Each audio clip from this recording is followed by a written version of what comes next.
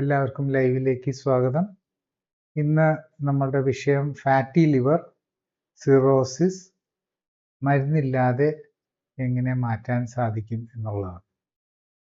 ആദ്യമായിട്ട് ഡോക്ടർ ജോളിയോട് ചോദിക്കാനുള്ളത്,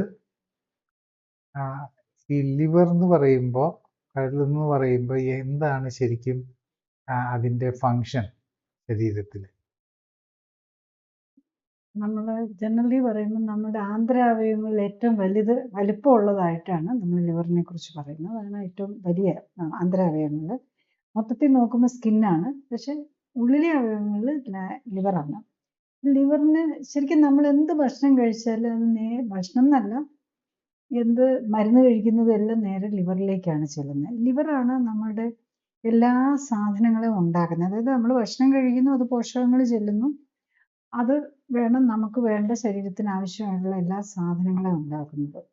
എല്ലാ കൊച്ചു കൊച്ചു പ്രോട്ടീന് അല്ലെങ്കിൽ അതിനെ വിഘടിപ്പിച്ച് അതിനെ ഒരു ഊർജ്ജമാക്കി മാറ്റാനുള്ള പ്രിലിമിനറി വർക്ക് ചെയ്യുന്നത്, അല്ലെങ്കിൽ നമ്മൾ കഴിക്കുന്ന എനർജിയും കാർബോഹൈഡ്രേറ്റും ഒക്കെ എക്സസ് ഉള്ളത് സ്റ്റോർ ചെയ്യാൻ, അങ്ങനെ എല്ലാ ഫങ്ഷനും ഏകദേശം 500ഓളം ഫങ്ഷൻസ് ആണ് ലിവർ ചെയ്യുന്നത്.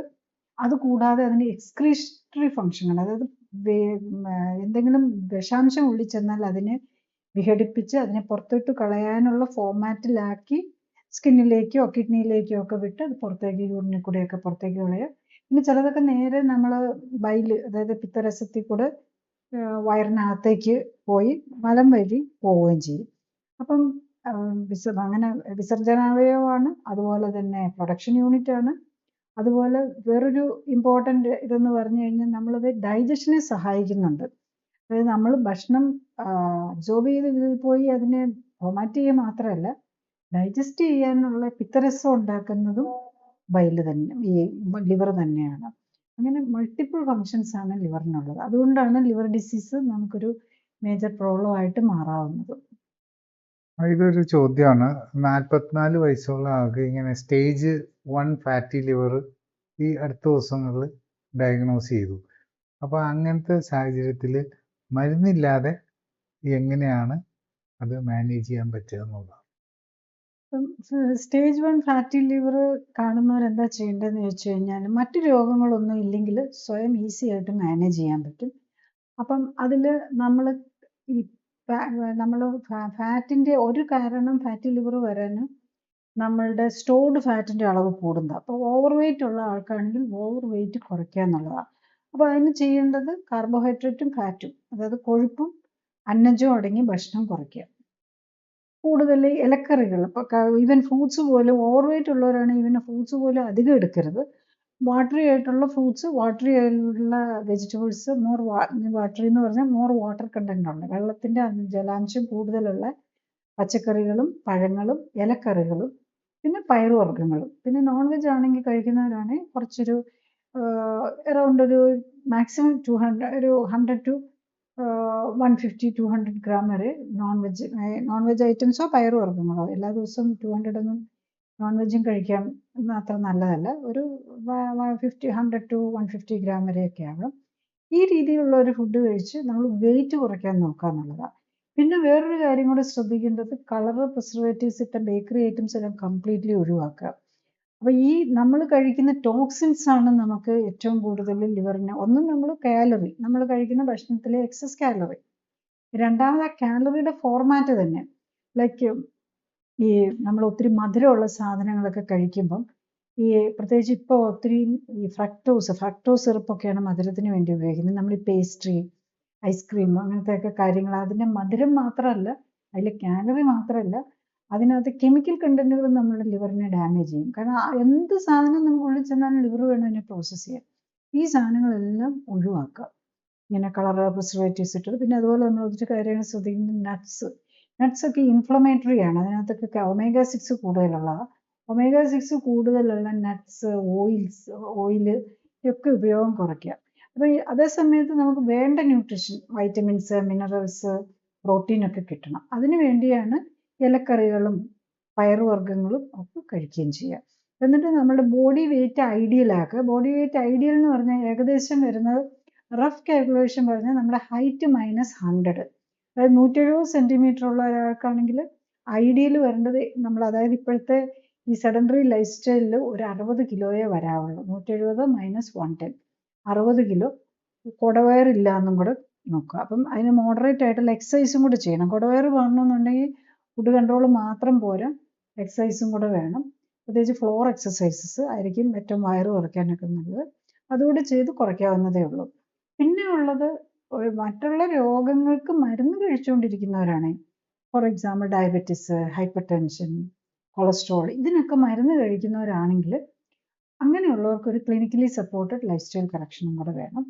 എന്നാലേ, അതായത് അവർക്ക് ആ മരുന്നുകൾ കുറച്ചുകൊണ്ടൊന്ന് നിർത്തണം. ഇപ്പം ഡയബറ്റീസിൻ്റെ ഒക്കെ മരുന്ന് പെട്ടെന്ന് സ്വയം നിർത്താൻ പറ്റില്ല. അത് മൾട്ടിപ്പിൾ രോഗങ്ങളുള്ളവരും കൂടുതൽ ഹാർട്ട് പ്രോബ്ലംസും അങ്ങനെയൊക്കെ ഉള്ളവരാണെങ്കിൽ ഒരു ക്ലിനിക്കൽ സപ്പോർട്ടോടെയുള്ള ലൈഫ് സ്റ്റൈൽ കറക്ഷനാണ് എടുക്കേണ്ടത്. അപ്പം യൂഷ്വലി ഇപ്പം ഞാൻ ബേസിക്കലി അങ്ങനെയുള്ള ട്രീറ്റ്മെൻറ്റാണ് കൊടുക്കുന്നത്.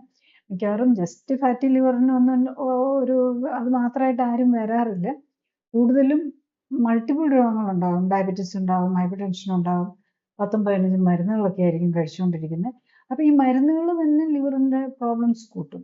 ഇതെല്ലാം കുറച്ചുകൊണ്ട് വന്നും ഇതിൻ്റെ മന്ത് മിക്കവാറും നിർത്താൻ പറ്റും. ഒരു ഓവർ വെയിറ്റ് ഒക്കെ ഉള്ളവർക്കാണെങ്കിൽ ഓൾമോസ്റ്റ് 20% വിതിൻ 3 months വെയിറ്റ് തന്നെ കുറയ്ക്കാൻ പറ്റും. അത്രയും കഴിഞ്ഞ് കഴിയുമ്പോഴേക്കും ലിവർ ഫങ്ഷൻ ടെസ്റ്റ് ഒക്കെ ഒത്തിരി കൂടി നിൽക്കുന്നവർക്കൊക്കെ, പ്രത്യേകിച്ച് SGPT, SGOT ഒക്കെ കൂടി നിൽക്കുന്നവർക്ക് യൂഷ്വലി അത് എത്ര കൂടിയെന്നിരിക്കുന്നതനുസരിച്ചാണ്. എനിക്കറിയാം ഒരാൾക്ക് തന്നെ ഒരു 1 monthനുള്ളിൽ ഇതെല്ലാം കുറഞ്ഞ് നോർമൽ ആകാത്ത ആൾക്കാരെ കാണാറില്ല എന്നുള്ളത്. അത് കറക്റ്റായിട്ട് പറയുന്ന പോലെ ചെയ്തിട്ടുണ്ടെങ്കിൽ SGOT, SGPT എല്ലാം കുറഞ്ഞു വരും. ഡയബറ്റീസിനും ഹൈപ്പർ ടെൻഷനും കൊളസ്ട്രോളിനും ഒക്കെ മരുന്നില്ലാതെ തന്നെ അതെല്ലാം കറക്റ്റ് ആവുന്നുള്ളതാണ്. ഈ പലപ്പോഴും ഈ ലിവറിൻ്റെ പ്രോബ്ലം കാണുമ്പോൾ, ഈ ടെസ്റ്റ് ചെയ്യുമ്പോൾ ഫാറ്റി ലിവർ ആണ് അങ്ങനെയൊക്കെ അറിയുമ്പോൾ മിക്കവാറും അതിൻ്റെ കൂടെ തന്നെ ഡയബറ്റീസും ഉണ്ടാകാനൊക്കെ ചാൻസ് കൂടുതലാണ്. അപ്പോൾ അങ്ങനത്തെ സാഹചര്യത്തിൽ ഈ ഡയബറ്റീസും ലിവറും ആയിട്ട് എങ്ങനെയാണ്, ഡയബറ്റീസ്, ഗ്ലൂക്കോസ് ലെവൽ, ലിവർ, ഇത് തമ്മിൽ എങ്ങനെയാണ് കണക്ട് ചെയ്യുന്നത്? ഡയബറ്റിക് പേഷ്യൻസിന് എല്ലാവർക്കും ഫാറ്റി ലിവർ ഉണ്ടാവും. അല്ലാത്തവർ കാണാൻ സാധ്യതയില്ല. ഞാൻ ആരെയും കണ്ടിട്ടില്ല ഒരു ലെവൽ 1 ഫാറ്റി ലിവറിലും ഇല്ലാത്ത ഡയബറ്റിക് പേഷ്യൻസിനെ കാണാറില്ല. പിന്നെ വർഷങ്ങളായിട്ട് ഡയബറ്റീസ് ഉള്ളവർക്ക് മിക്കവാറും അത് 2 ഫൈബ്രോസിസ് ആ ലെവലിലേക്ക് കൂടി വരികയും ചെയ്യും.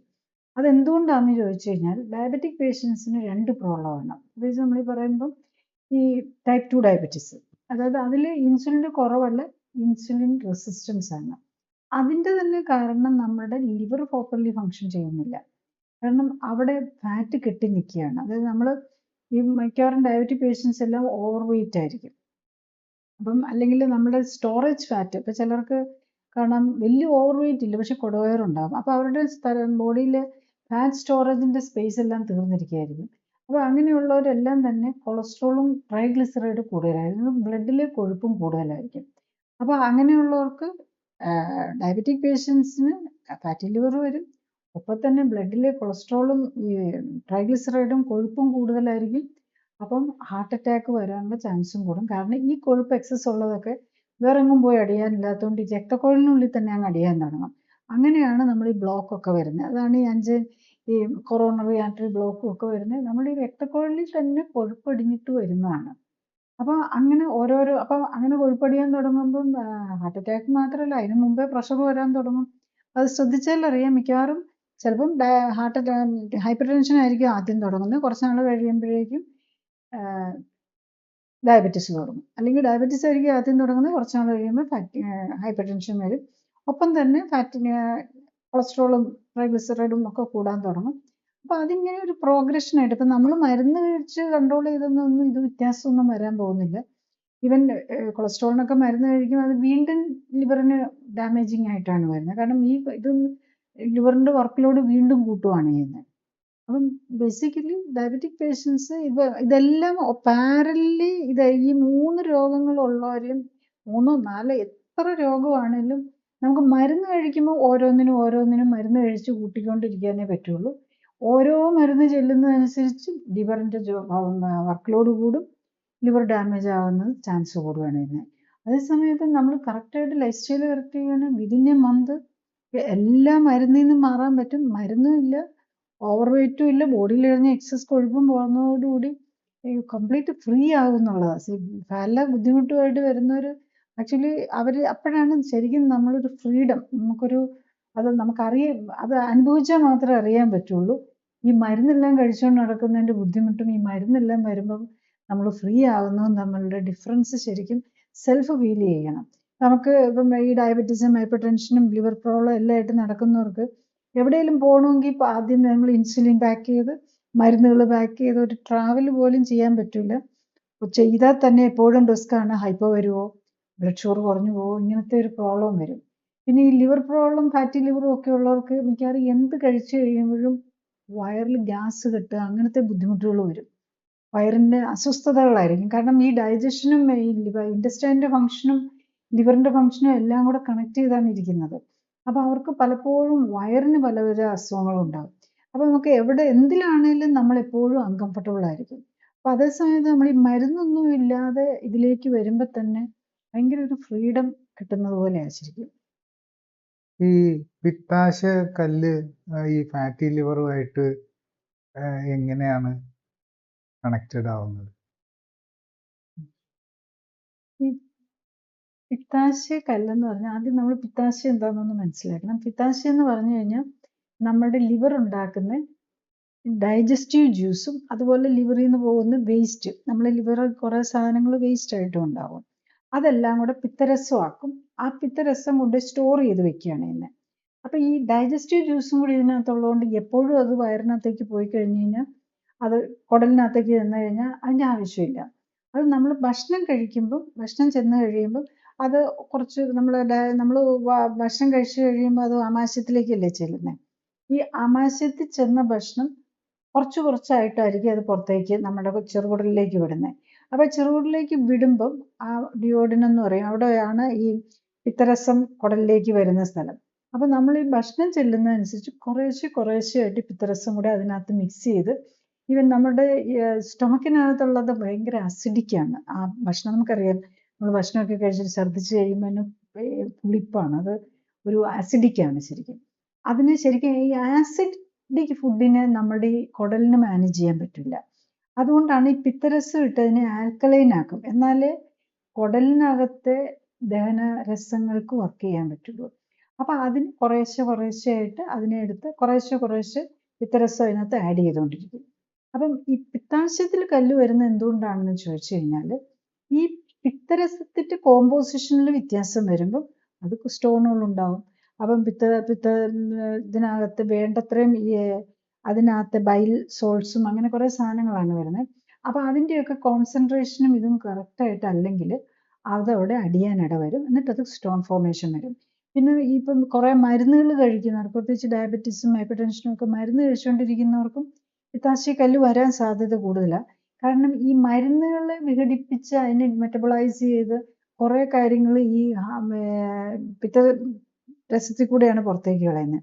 അപ്പോൾ ഈ മരുന്നും അതുമായിട്ട് ഇൻറ്ററാക്ട് ചെയ്യും. മരുന്നിലെ വേസ്റ്റും ചിലപ്പം ഈ സ്റ്റോൺ ഇങ്ങനെ കൊളസ്ട്രോൾ ക്രിസ്റ്റൽസ് ഒക്കെ പ്രസിപ്പിറ്റേറ്റ് ചെയ്യാൻ കാരണമാണ്, അത് അടിയുന്നത് പോലെ. എന്നിട്ട് പിന്നെ അത് അടിഞ്ഞ് അതിൻ്റെ ഒരു എന്താണ് പറയും, ഒരു അതിൻ്റെ ഒരു ഇലക്ട്രിക് ബാലൻസ് ഉണ്ട്, അയണൈസേഷൻ എന്നൊക്കെ പറഞ്ഞു. അപ്പോൾ അതിന് വരുന്ന വ്യത്യാസം തന്നെ ഇതങ്ങനെ കൂടി കട്ടയായി സ്റ്റോണുകൾ പോലെ ഉണ്ടാകാനുള്ള കാരണം വരും. അപ്പോൾ അതൊക്കെ കൊണ്ടാണ് ഈ സ്റ്റോൺസ് വരുന്നത്. അപ്പോൾ അത് ബേസിക്കലി നമ്മൾ ഈ കഴിക്കുന്ന മരുന്ന്, നമ്മൾ ഈ കഴിക്കുന്ന ഭക്ഷണം, അതെല്ലാം നമ്മുടെ ലിവറിന് പ്രോപ്പറായിട്ട് പിത്തരസം ഉണ്ടാക്കാൻ പറ്റാത്തതും അതിനകത്തെ വേസ്റ്റിൻ്റെ അളവ് കൂടുന്നതും എല്ലാം കൂടെ കൂടിയാണ് ഈ സ്റ്റോൺ ഉണ്ടാകുന്നത്. അപ്പോൾ ഇങ്ങനെ ഇതിലൊരു മെൻഷൻ പറഞ്ഞിട്ടുണ്ട്, 17 mm സൈസ് എന്നുള്ള രീതിയിൽ ഒരു കണക്ക് തന്നിട്ടുണ്ട്. അങ്ങനെ ഒരു 17 mm സൈസ് ഉള്ള ഒരു ഗോൾ ബ്ലാഡർ സ്റ്റോൺ ഇങ്ങനെ ഡയഗ്നോസ് ചെയ്ത് കഴിഞ്ഞാൽ പിന്നെ എന്താണ് ചെയ്യാൻ സാധ്യത? സാധാരണ നിലയിൽ സ്റ്റോൺ വന്നു കഴിഞ്ഞാൽ നമുക്ക് ആ സ്റ്റോൺ അവിടെ കിടന്നാൽ ഒരു കുഴപ്പവും വരികയില്ല. പക്ഷെ അത് കയറി നമ്മളുടെ ഈ ബൈൽ ഡക്റ്റിലേക്ക് വന്ന് ബ്ലോക്ക് ആയാലാണ് പ്രോബ്ലം ഉണ്ടാകുന്നത്. അപ്പം നമ്മളിപ്പോൾ ഒരു സ്റ്റോൺ ഉണ്ടെന്നും പറഞ്ഞ് നമ്മൾ സ്റ്റോണിനെ മാത്രം എടുത്തു കളയാൻ പറ്റില്ല.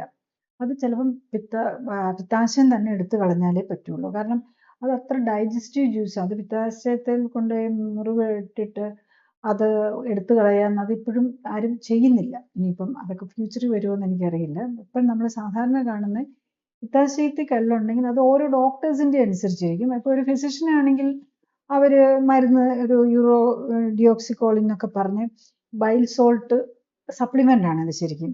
അതാണ് ആകെ ലിവറിൻ്റെ അസുഖങ്ങൾക്ക് ആകെ ശരിക്കും മോഡേൺ മെഡിസിനിൽ കൊടുക്കാനായിട്ടുള്ളൊരു മരുന്നെന്നുള്ളത് പറഞ്ഞു കഴിഞ്ഞാൽ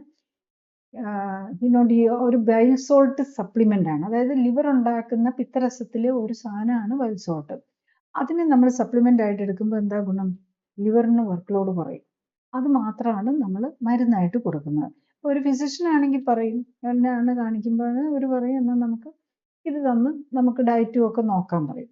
അതേസമയത്ത് ഒരു സർജനെയാണ് നമ്മൾ കാണുന്നത്. മിക്കവാറും ഒരു പ്രത്യേകിച്ച് ഒരു ഗ്യാസ്ട്രോൻട്രോളജി സർജൻ ആണെങ്കിൽ സർജൻ പറയും അത് ഇപ്പം ഗോൾ ബ്ലാഡർ എടുത്ത് കളയാന്ന് പറയും. ഇതാണ് തമ്മിൽ. അപ്പം ഓരോ ഡോക്ടേഴ്സും അവർക്കറിയാവുന്ന രീതിയിൽ അവർ ട്രീറ്റ് ചെയ്യുന്നു. ഫിസിഷ്യൻ ഈ ഡിയോക്സിക്കോളിനൊക്കെ തന്ന ഡിയോക്സിക്കോൾ എന്ന് പറഞ്ഞതാണ് ഒരു ടാബ്ലറ്റാണ്, മെഡിസിനാണ്. ഈ ഫുഡ് സപ്ലിമെൻ്റ് പോലെയുള്ളതാണ്.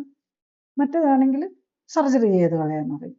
പക്ഷെ ഐഡിയൽ എന്ന് പറഞ്ഞു കഴിഞ്ഞാൽ നമ്മൾ ചെയ്യേണ്ടത് എന്താണെന്ന് ചോദിച്ചു കഴിഞ്ഞാൽ നമ്മൾ ലൈഫ് സ്റ്റൈൽ കറക്റ്റ് ചെയ്യുക, നമ്മളുടെ ഭക്ഷണം കൺട്രോൾ ചെയ്യുക.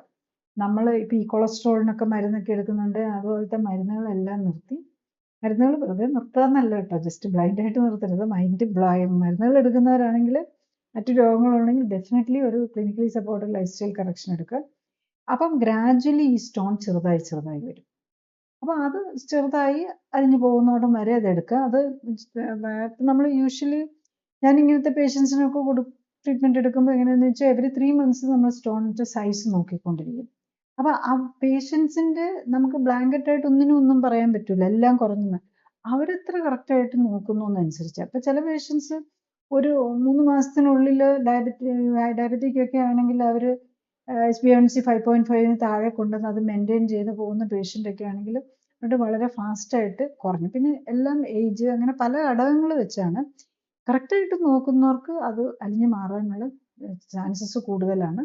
അപ്പോൾ എവറി 3 months നമ്മളത് ഫോളോ ചെയ്ത് നോക്കുക കംപ്ലീറ്റ് മാറുന്നുണ്ടോ എന്ന്. പിന്നെ മറ്റേ ഒന്ന് നമ്മൾ പ്രത്യേകം ശ്രദ്ധിക്കേണ്ടത് എന്താണെന്ന് വെച്ച് കഴിഞ്ഞാൽ നമ്മൾ ഇതിന് പോയില്ല ലിവറിൻ്റെ ഈ ഗോൾ ബ്ലാഡർ എടുത്ത് കളയാൻ പോകരുത്. ഡിയോക്സിക്കോളിന് ടാബ്ലറ്റ് ഒക്കെ കഴിച്ച് നോക്കിക്കുക, എന്നിട്ട് നമ്മൾ സെൽഫ് അഡ്ജസ്റ്റ് ചെയ്യാം. പക്ഷേ കാരണം നമ്മളുടെ ഉള്ള പിത്താശയം എടുത്ത് കളഞ്ഞു കഴിഞ്ഞാൽ പിന്നെ പിത്താശയം അവിടെ ഇല്ല, അതിനകത്ത് സ്റ്റോൺ ഉണ്ടാവില്ല. പക്ഷെ നമ്മുടെ ലിവറിൻ്റെ പ്രോബ്ലംസ് കണ്ടിന്യൂ ചെയ്തുകൊണ്ടിരിക്കും. നമ്മൾ അതിനെക്കുറിച്ച് ബോധർ ചെയ്യുകയില്ല. അവസാനം അത് ലിവർ സിറോസിസിലേക്കോ ലിവർ ക്യാൻസറിലേക്കോ അങ്ങനെയുള്ള പ്രോബ്ലത്തിലേക്ക് പോകാം. കാരണം ഗോൾ ബ്ലാഡറിൻ്റെ പ്രശ്നത്തിന് സ്റ്റോൺ വരാൻ കാരണം റിയലി പ്രോബ്ലം നമ്മളുടെ ലിവറിൻ്റെ പ്രോബ്ലമാണ്.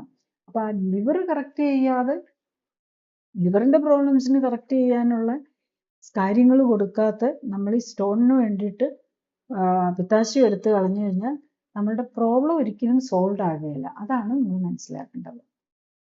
ഈ പലപ്പോഴും ഇങ്ങനെ ഈ ഫാറ്റി ലിവറിൻ്റെ കാര്യം പറയുമ്പോൾ അത് സ്റ്റേജ് 1, സ്റ്റേജ് 2 അങ്ങനെ പല സ്റ്റേജ് ആയിട്ടൊക്കെ ആണ് എന്നുള്ള രീതിയിൽ പറയും. അപ്പം എന്താണ് ഈ ഫാറ്റി ലിവറിൻ്റെ പല സ്റ്റേജസ്? സ്റ്റേജ് നമ്മളിപ്പോൾ എപ്പോഴും ഫാറ്റി ലിവർ ഡയഗ്നോസ് ചെയ്യുന്ന ഒരു അൾട്രാസൗണ്ട് സ്കാനിലാണ്. അപ്പോൾ അൾട്രാസൗണ്ട് സ്കാനിൽ നമ്മൾ ലിവറിനാണെങ്കിൽ കുറച്ചൊരു ഡാർക്കായിട്ടാണ് കാണുന്നത്. അതിനൊരു ഗ്രേ സ്കെയിലിൻ്റെ ഒരു കണക്കുണ്ട്. അപ്പോൾ ഒരു ഡാർക്കറായിട്ടായിരിക്കും. ഫാറ്റ് കൂടുന്നതനുസരിച്ച് ഇത് മോർ വൈറ്ററായി വരും. അതെന്തുകൊണ്ടാണെന്ന് ചോദിച്ചു കഴിഞ്ഞാൽ അതിനകത്ത് കൂടുതൽ ഫാറ്റ് വരുന്നതനുസരിച്ച് മോർ വൈറ്റ് ആയിക്കൊണ്ടിരിക്കും. അതിൻ്റെ റിഫ്ലക്ഷൻ്റെ ഇതാണ്, മോർ ലൈറ്റ് റിഫ്ലക്റ്റ് ചെയ്യും ഫാറ്റ് കൂടുന്നതനുസരിച്ച്. അപ്പം അതാണ് സ്റ്റേജ് 1, സ്റ്റേജ് 2 എന്നൊക്കെ നമ്മൾ എഴുതുന്നത്. ഇപ്പോൾ ഒരു ഇലസ്റ്റോഗ്രാഫി എന്ന് പറഞ്ഞാൽ വേറൊരു ടൈപ്പ് ഓഫ് അൾട്രാസൗണ്ട് സ്കാനിലാണ് വേറൊരു ലെവലും കൂടെ വരുന്നുണ്ട്. അതിൻ്റെ ഇലാസ്റ്റിസിറ്റിയും കൂടെയാണ് അത് നോക്കുന്നത്. അപ്പോൾ അതിൻ്റെ ഇതനുസരിച്ച് അതും ഗ്രേഡ് അസസ്മെൻറ്റും അങ്ങനത്തെ കുറച്ച് കാര്യങ്ങൾ വരുന്നുണ്ട്. അപ്പം ഫാറ്റ് എത്ര അധികം ലിവറിനകത്ത് കെട്ടിക്കിടക്കുന്നു എന്നുള്ളതാണ് ബേസിക്കലി ഇത്. അതിൻ്റെ ലെവൽ 1 ആണോ 2 ആണോ എന്നൊക്കെ പറയുന്നത്.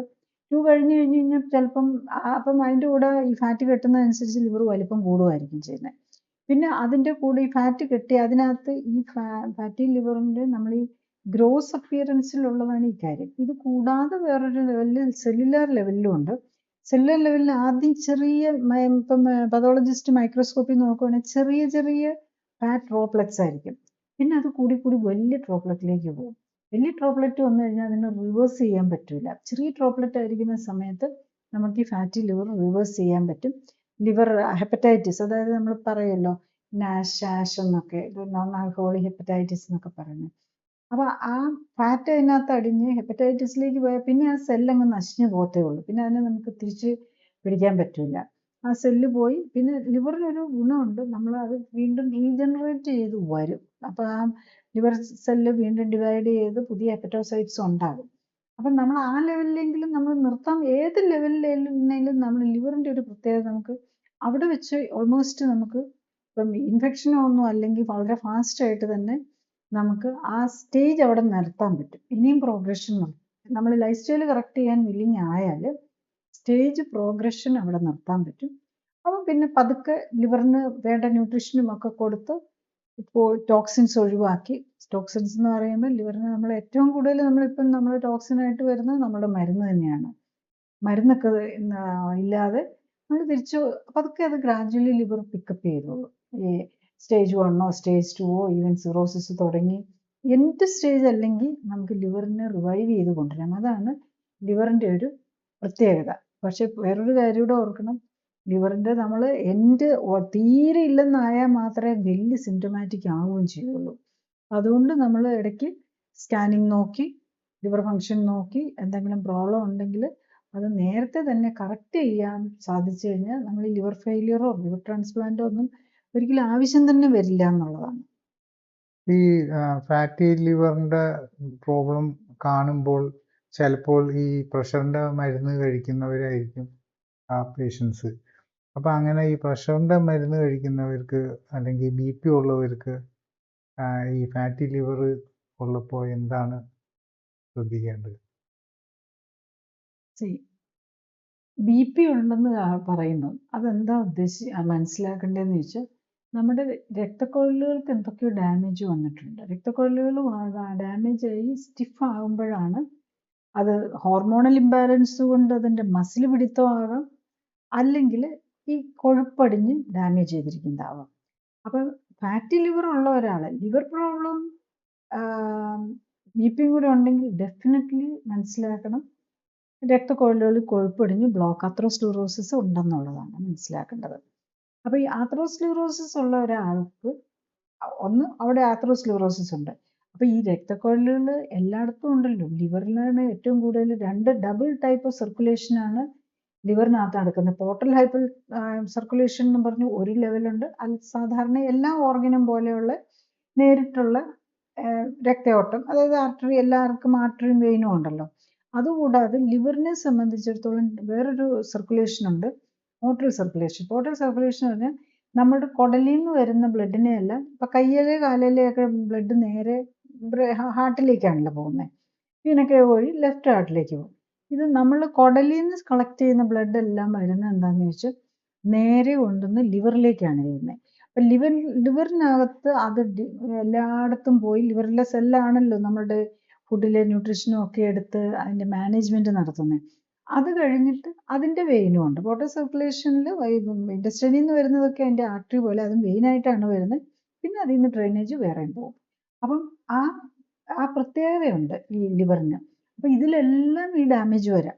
അപ്പോൾ ആത്രോസ്ക്ലീറോസിസ് ഇതിനകത്തും വരാം. അപ്പം ഡയറക്റ്റ്ലി ലിവറിന് വേണ്ട സർക്കുലേഷൻ കിട്ടാതെ വരും. ഇപ്പോൾ ഹാർട്ടിന് കൊറോണറി ആർട്ടറിക്ക് രക്തം കിട്ടാതെ വന്നു കഴിഞ്ഞാൽ ഹാർട്ടിൻ്റെ മസിൽസിന് രക്തം കിട്ടാതെ വരുന്നത് പോലെയുള്ള പ്രോബ്ലം വരാം. അതുകൂടാതെ ഈ മരുന്നുകൾ കൂടെ, പ്രഷറിൻ്റെ മരുന്നുകൾ ലിവർ തന്നെ വേണമല്ലോ ഇത് ചെയ്യാൻ. ഓൾറെഡി അവിടെ ഫാറ്റ് കെട്ടി ആകെ ലിവർ സെൽസ് ആകെ അസ്വസ്ഥരായിട്ടിരിക്കുകയാണ്. അതിൻ്റെ കൂടെ പ്രഷറും കൂടുതലുണ്ട്. അതിൻ്റെ കൂടെ പിന്നെ ലിവറിൻ്റെ മരുന്ന് തന്നാൽ അതും നമ്മൾ ലിവർ തന്നെ വേണം അതിനെ നശിപ്പിക്കാനായിട്ട്. കാരണം നമ്മൾ എന്ത് മരുന്ന് കഴിച്ചാലും അതിൻ്റെ ഒരു 90% ലിവർ മെറ്റബോളൈസ് ചെയ്തിട്ട് മിച്ചമുള്ളതാണ് നമ്മൾ ബ്ലഡിലേക്ക് വരുന്നത്. അതായത് അവരെ കൊണ്ട് പറ്റാത്തത് മാത്രമേ ബ്ലഡിലേക്ക് തിരിച്ചു വിടുകയുള്ളൂ. അതുകൊണ്ടാണ് ലിവർ ഫെയിലിയർ ഉള്ളവർക്ക് നമ്മൾ മരുന്നിൻ്റെ ഡോസ് കുറച്ച് കൊടുക്കുന്നത്. അവരെ കൊണ്ട് സാധാരണ ഡോസൊന്നും താങ്ങാൻ പറ്റില്ല. കാരണം ലിവറിനെ കൊണ്ട് അതെല്ലാം മെറ്റബോളൈസ് ചെയ്യാൻ പറ്റില്ല. അപ്പോൾ അതുകൊണ്ട് നമ്മളെപ്പോഴും കെയർ എടുത്താണ് ഈ ലിവർ ഫെയിലിയറും കിഡ്നി ഫെയിലിയറും ഒക്കെ ഉള്ള പേഷ്യൻസിന് മരുന്ന് കൊടുക്കുന്നത്. അപ്പോൾ അവർക്ക് കുറച്ച് മരുന്ന് തന്നെ വെരി ഹൈ ഡോസായി മാറും. അപ്പം ഇത് ഈ പ്രഷറും ലിവർ ഫെയിലിയറും കൂടെ ഉണ്ട്. ലിവർ പ്രോബ്ലം, ലിവർ ഫെയിലിയർ അല്ല, ഫെയിലിയറൊക്കെ വന്നാൽ വലിയ പാടായി. ലിവർ ലെവൽ 1ഓ ഫാറ്റി ലിവറോ 2ഓ സിറോസിസോ ഹെപ്പറ്റൈറ്റിസ് എൻസൈംസ് ഒക്കെ കൂടാൻ തുടങ്ങുമ്പോൾ നമ്മൾ വളരെ കെയർഫുൾ ആവണം. നമുക്ക് ആ മരുന്നൊക്കെ നിർത്താവുന്നതേ ഉള്ളൂ.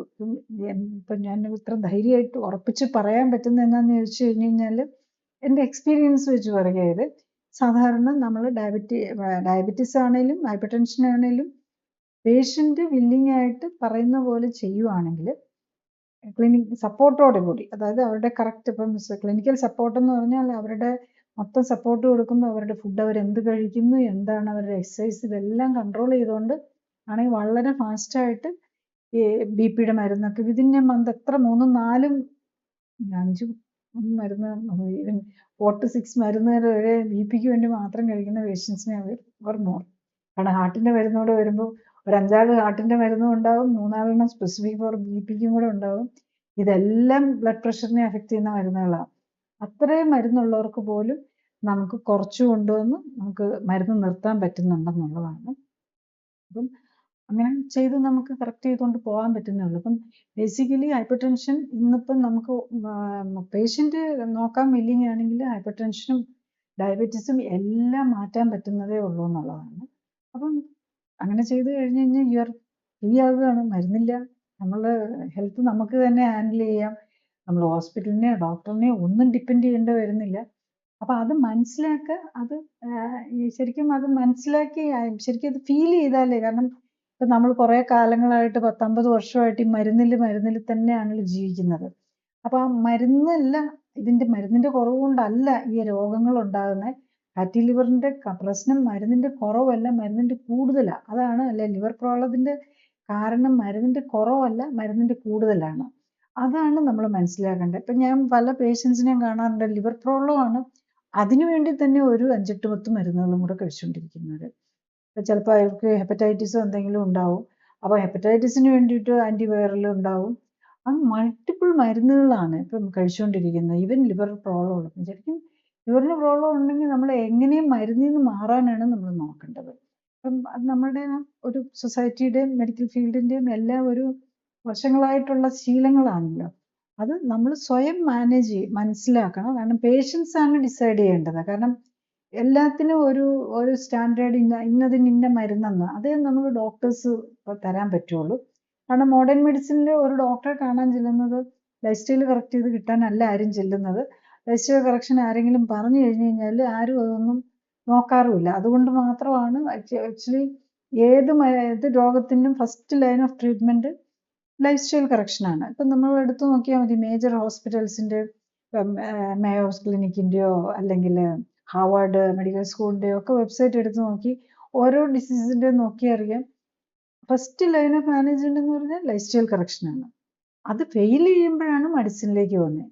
അപ്പോൾ ആ ലൈഫ് സ്റ്റൈൽ കറക്ഷൻ കറക്റ്റായിട്ട് പോവുകയും ഫെയിൽ ചെയ്യാതെ ചെയ്യുകയും ചെയ്താൽ നമുക്ക് ഒരു മരുന്നിൻ്റെ ആവശ്യം വരികയില്ല ഈ ലിവർ പ്രോബ്ലം പോലെയുള്ളതിന്. അല്ലെങ്കിൽ മറ്റേ വല്ല അക്യൂട്ട് വൈറൽ ഇൻഫെക്ഷനോ അങ്ങനെയൊക്കെ വന്നാൽ ഇറ്റ് ഈസ് എൻ്റയർലി ഡിഫറെൻറ്റ്. അതിന് വേറെ സപ്പോർട്ടീവ് മെഡിസിൻസ് വേണ്ടി വരും. അല്ലെങ്കിൽ ഈ ലൈഫ് സ്റ്റൈൽ ഡിസീസ് ഓറിയൻറ്റഡ് ആയിട്ടുള്ള ഫാറ്റി ലിവറിന് ഒന്നും ഒരു മരുന്നും വേണ്ടി വരികയില്ല. ഇപ്പം സാധാരണഗതിയിൽ പറയുന്നത് ഈ ഫാറ്റി ലിവർ അസുഖം വളരെ കൂടിക്കൊണ്ടിരിക്കുകയാണ്. അതുപോലെ തന്നെ ഈ ട്രാൻസ് ഫാറ്റുകളാണ് ഇതിൻ്റെ ഒരു മെയിൻ കാരണം എന്നൊക്കെ പലരും പറയാറുണ്ട്. ശരിക്കും ഈ ഫാറ്റി ലിവർ വരാതിരിക്കാനായിട്ട് ഭക്ഷണ രീതിയിൽ എന്തൊക്കെയാണ് പ്രത്യേകിച്ച് ശ്രദ്ധിക്കേണ്ടത്? ഈ ഫാറ്റി ലിവറിൽ നമ്മളുടെ ഇന്നത്തെ, അതായത് ഈ മോഡേൺ ഫുഡിൻ്റെ ഏറ്റവും വലിയൊരു 25 years ബാക്ക് ഉള്ളതും ഇപ്പോഴത്തും തമ്മിൽ നോക്കിയാൽ, ഒന്ന് നമ്മൾ ഈ ബേക്കറി ഐറ്റംസ് ഒത്തിരി ഉപയോഗം കൂടി. Pastry, fries, so many items. നമ്മൾ ഈവൻ ബിരിയാണി, പണ്ടൊക്കെ ബിരിയാണിയൊക്കെ വല്ലോ വൺസ് ഇൻ എ മന്ത് നമ്മൾ സ്പെഷ്യലായിട്ട് ഉണ്ടാക്കി കഴിച്ചിരുന്ന സാധനമാണ്. അന്ന് നമ്മൾ ഗീയിലാണ് അത് ഉണ്ടാക്കിയിരുന്നത്, അത് ഡാൽഡയല്ല യൂസ് ചെയ്യുന്നത്. അപ്പൊ ഇപ്പം ഈ ആർട്ടിഫിഷ്യൽ ഫാറ്റ്, ആർട്ടിഫിഷ്യൽ ഗീ, അതാണ് പുവർ മാൻസ് ഗീ എന്നാണ് നമ്മൾ ആദ്യകാലത്തൊക്കെ പറഞ്ഞിരുന്നത്. ഈ മറ്റേ ഹൈഡ്രജനേറ്റഡ് ഫാറ്റിനെ, ഡാൽഡ പോലെയുള്ള, നമ്മുടെ മലയാളിക്കെല്ലാം പരിചയമുള്ള ഡാൽഡ. അപ്പൊ അതാണല്ലോ ഈ ബേക്കറി ഐറ്റംസിനാണെങ്കിലും ഈ ബിരിയാണി പോലെയുള്ളതിനാണെങ്കിലും എല്ലാം യൂസ് ചെയ്യുന്ന ഡാൽഡയാണ്.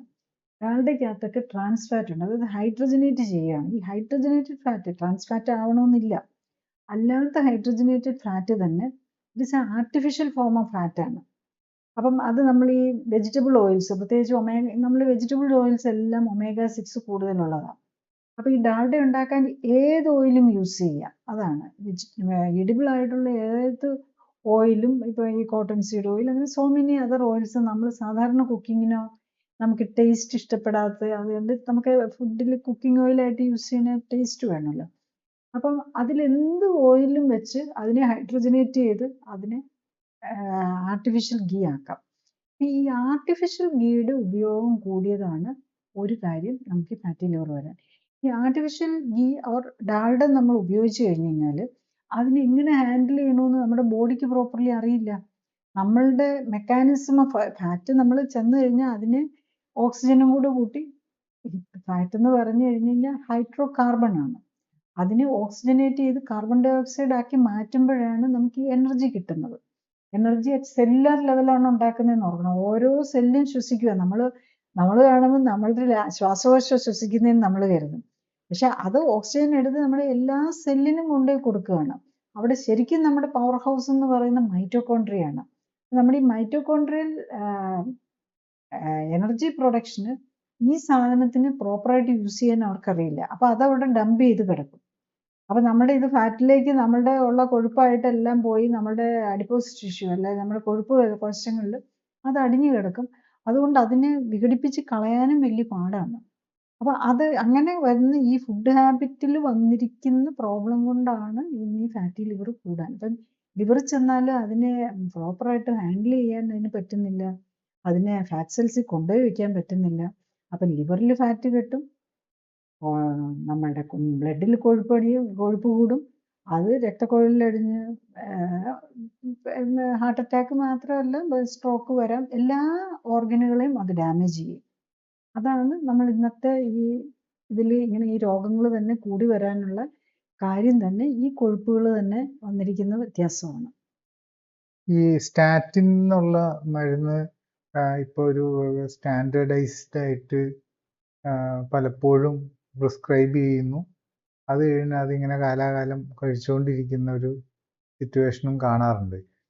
അപ്പോൾ ഈ സ്റ്റാറ്റിൻസിന് ഈ ലിവറുമായിട്ട് എങ്ങനെയാണ് ബന്ധം? അത് സ്റ്റാറ്റിൻസ് ലിവറിനെ എന്തെങ്കിലും രീതിയിൽ ഹാം ചെയ്യുന്നുണ്ടോ, അല്ലെങ്കിൽ ലിവറിന്റെ വർക്കിങ്ങിനെ ബാധിക്കുന്നുണ്ടോ?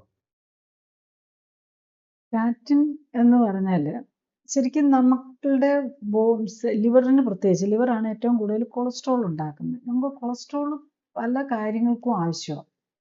അതിൻ്റെ എക്സാമ്പിൾ പറഞ്ഞു കഴിഞ്ഞാൽ നമ്മൾ വൈറ്റമിൻ ഡി, നമ്മുടെ സ്കിന്നിൽ സൂര്യപ്രകാശം അടിക്കുമ്പോൾ നമ്മൾ വൈറ്റമിൻ ഡി ഉണ്ടാക്കും സ്കിന്ന്, അതുണ്ടാകുന്നത് കൊളസ്ട്രോളിൽ നിന്നാണ്.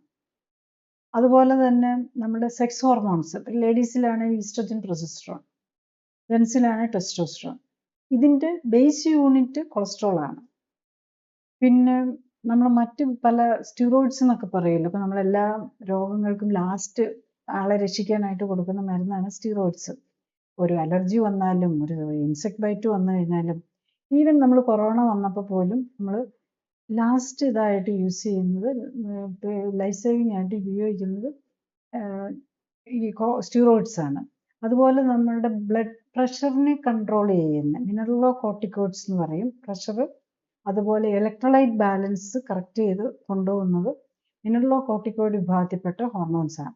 അതൊക്കെ നമ്മുടെ അഡ്രിനൽ കോർട്ടിക്സിൽ ഉണ്ടാക്കുന്നത്, ഈ കിഡ്നിയുടെ മുകളിലൊരു തൊപ്പി പോലെ ഇരിക്കുന്ന ഒരു ഗ്ലാൻഡിനെ കാണാറുണ്ടല്ലോ, അതിലാണ് ഇതൊക്കെ ഉണ്ടാക്കുന്നത്. അപ്പൊ ഇതൊക്കെ ഉണ്ടാക്കാനുള്ള കൊളസ്ട്രോളിനെ ആണ് ആവശ്യമുള്ളത്. ഈ കൊളസ്ട്രോളിനെ ഉണ്ടാക്കുന്ന പ്രോസസ്സിനെ ബ്ലോക്ക് ചെയ്യുകയാണ് ചെയ്യുന്നത് statins. Anti cholesterol blocking agent ആണത്. സ്റ്റാറ്റിൻസ് പല രീതിയിലുണ്ട്, റോസുവാറ്റോസ്റ്റാറ്റിൻ, റോസുവാസ്റ്റാറ്റിൻ ഒക്കെ ഉണ്ട്. അപ്പോൾ ആദ്യം നമ്മൾ 5 മില്ലിഗ്രാമിൽ തുടങ്ങിയാൽ നല്ല മരുന്നെടുക്കാൻ തുടങ്ങി അപ്പോൾ കൊളസ്ട്രോൾ കുറയും. ശരിക്കും പറഞ്ഞാൽ 3 ദിവസം കഴിഞ്ഞ് നോക്കിയാൽ 3 ദിവസം കഴിയുമ്പോഴേക്കും കൊളസ്ട്രോളിന് കുറയാൻ തുടങ്ങി. പക്ഷേ നമ്മളപ്പോൾ എന്താ ചെയ്യുന്നത്? നമ്മൾ ബ്ലോക്ക് ചെയ്യുകയാണ് ചെയ്യുന്നത്. കൊളസ്ട്രോൾ നമുക്ക് അത്യാവശ്യമുള്ള സാധനമാണ്. അപ്പം നമ്മുടെ ബോഡി എങ്ങനെയെങ്കിലും ലിവർ വേറെ ഏതെങ്കിലും വഴിയൊക്കെ എങ്ങനെയെങ്കിലും ഈ മരുന്നിൻ്റെ ഇഫക്റ്റ് മാറ്റി, അതാണ് ടോളറൻസ് എന്ന് പറയും. അപ്പം വീണ്ടും കൊളസ്ട്രോൾ കൂടാൻ തുടങ്ങും 10 മില്ലിഗ്രാം ആക്കി. അപ്പം ഇങ്ങനെ കൂട്ടി 80 മില്ലിഗ്രാം ഒക്കെയാണ് ഞാൻ മിക്കവാറും കാണുന്ന പേഷ്യൻസ് ഒക്കെ 80 മില്ലിഗ്രാമിലാണ് വരാറുള്ളത്. അപ്പം 80% ഇത് വരുമ്പോഴേക്കും നമ്മുടെ ലിവറിന് അത്രയും സ്ട്രെയിൻ വരുക. ലിവറാണ് ഈ കൊളസ്ട്രോൾ എല്ലാം ഉണ്ടാക്കുന്നത്. അപ്പം ലിവർ പാവം ഓൾറെഡി പണി എല്ലാം വയ്യാതിരിക്കുകയാണ്. അപ്പം നമുക്ക് തന്നെ അറിയാം, നമ്മളെ കൊണ്ട് വയ്യാതിരിക്കുമ്പം ഒന്ന് കൈ പൊക്കാൻ നോക്കുമ്പം അതിനെ പിടിച്ച് താഴേക്ക് താത്താൻ നോക്കുന്നത് പോലെയാണ്. എങ്ങനെയെങ്കിലും കഷ്ടപ്പെട്ടൊന്ന് നിൽക്കാൻ നോക്കുമ്പോഴേക്കും ഷോൾഡറിൽ പിടിച്ച് താത്തിരുത്താൻ നോക്കുമ്പോൾ നമ്മൾ എങ്ങനെ എഴുന്നേക്കാൻ പറ്റും? ഈ ഇത് തന്നെയാണ് നമ്മൾ ഈ കൊളസ്ട്രോൾ കുറയ്ക്കാൻ വേണ്ടിയിട്ട് മരുന്ന് കഴിക്കുമ്പോൾ ചെയ്യുന്നത്. ഇപ്പം ശരിക്കും പറഞ്ഞു കഴിഞ്ഞാൽ നമ്മുടെ എനിക്ക് തോന്നുന്നു മെഡിക്കൽ അസോസിയേഷൻസ് ചേഞ്ച് വരുത്തുകയാണോ എന്ന് അറിയില്ല, ആയിരിക്കണം. കാരണം ഇപ്പം നമ്മൾ മെറ്റബോളിക് സിൻഡ്രോമിൻ്റെ ഒക്കെ ഡെഫിനിഷനിൽ വരുമ്പോൾ കൊളസ്ട്രോളിൻ്റെ കണക്ക് കൂട്ടുന്നില്ല. ഇപ്പം ട്രൈഗ്ലിസറൈഡും HDL കറക്റ്റ് ആണോ എന്നേ നോക്കുന്നുള്ളൂ. ഡിസ്ലൈപ്പിഡീമിയ എന്ന് പറയുമ്പം, അതായത് കൊഴുപ്പിൻ്റെ തെറ്റുകൾ, ബ്ലഡിലെ തെറ്റുകൾ എന്ന് പറയുമ്പോൾ നമ്മളിപ്പം പണ്ടൊക്കെ ആണെങ്കിൽ ടോട്ടൽ കൊളസ്ട്രോളിനായിരുന്നു ഇമ്പോർട്ടൻസ് കൊടുക്കുന്നത്. ഇപ്പം ട്രൈഗ്ലിസറൈഡിനും അതുപോലെ പണ്ട് ടോട്ടൽ കൊളസ്ട്രോളും LDL ചീത്ത കൊളസ്ട്രോൾ എന്നും പറഞ്ഞുകൊണ്ടുള്ള ഇതായിരുന്നു. ഇപ്പം അങ്ങനെയല്ല, HDLനും ട്രൈഗ്ലിസറൈഡുമാണ് നമ്മൾ കറക്റ്റ് ചെയ്യാൻ നോക്കുന്നത്. അപ്പോൾ അതിലും നമ്മൾ കാണുന്നത്, എൻ്റെ എക്സ്പീരിയൻസ് വെച്ച് നോക്കുകയാണെങ്കിൽ കാണുന്നത്, ട്രൈഗ്ലിസറൈഡും കറക്റ്റ് ചെയ്യാൻ വളരെ ഫാസ്റ്റായിട്ട് കറക്റ്റ് ചെയ്യും. ട്രൈഗ്ലിസറൈഡാണ് റിയലി കൊഴുപ്പ്. ഈ കൊഴുപ്പിനെ കൊണ്ടു നടക്കുന്ന ഒരു ലൈപ്പോപ്രോട്ടീൻസ് എന്നൊക്കെ പറഞ്ഞാൽ അതിൻ്റെ ഒരു പാർട്ട് മാത്രമാണ് കൊളസ്ട്രോൾ. കൊളസ്ട്രോൾ ഹാംഫുൾ അല്ല, എല്ലാം ഇത്ര കൂടിയാലും കുഴപ്പമില്ല എന്നല്ല. നമ്മൾ ഫസ്റ്റ് കോൺസെൻട്രേറ്റ് ചെയ്യേണ്ടത് ട്രൈഗ്ലിസറിനെ കറക്റ്റ് ചെയ്യാനാണ്. പിന്നെ പതുക്കെ HDL നമ്മൾ ഇപ്പോൾ കൂട്ടിക്കൊണ്ടുവന്ന് HDL നോർമലാണ്, ട്രൈഗ്ലിസറൈഡ് നോർമലാണെങ്കിൽ നമ്മൾ വറി ചെയ്യേണ്ട കാര്യങ്ങളില്ല. തീരെ കുറച്ചിപ്പം എനിക്കറിയില്ല, ചില കാർഡിയോളജിസ്റ്റൊക്കെ 100 ആക്കണം, ടോട്ടൽ കൊളസ്ട്രോൾ 100 ആക്കണം എന്ന് പറഞ്ഞു, അല്ലെങ്കിൽ 150 താഴെ ആക്കണം എന്ന് പറഞ്ഞു എന്നൊക്കെ പേഷ്യൻസ് പറയാറുണ്ട്. ചില ഇങ്ങനെ ഈ മറ്റേ ജേർണൽ മെഡിക്കൽ അസോസിയേഷൻസ് ഒക്കെ പോലെയുള്ളത് അങ്ങനെ പറയുന്നുള്ളതായിട്ട് നമുക്ക് കാണാം. പക്ഷെ അതിൻ്റെ ആവശ്യമുള്ളതായിട്ട് കാണുന്നില്ല. കാരണം നമ്മുടെ കേരളത്തിൽ തന്നെ നമ്മൾ ഫ്യൂ സ്റ്റഡീസ് നടത്തിയായിട്ട് കാണുന്നുണ്ട് ആവറേജ് കൊളസ്ട്രോൾ എത്രയാണെന്നുള്ളത് ഒരാളുടെ.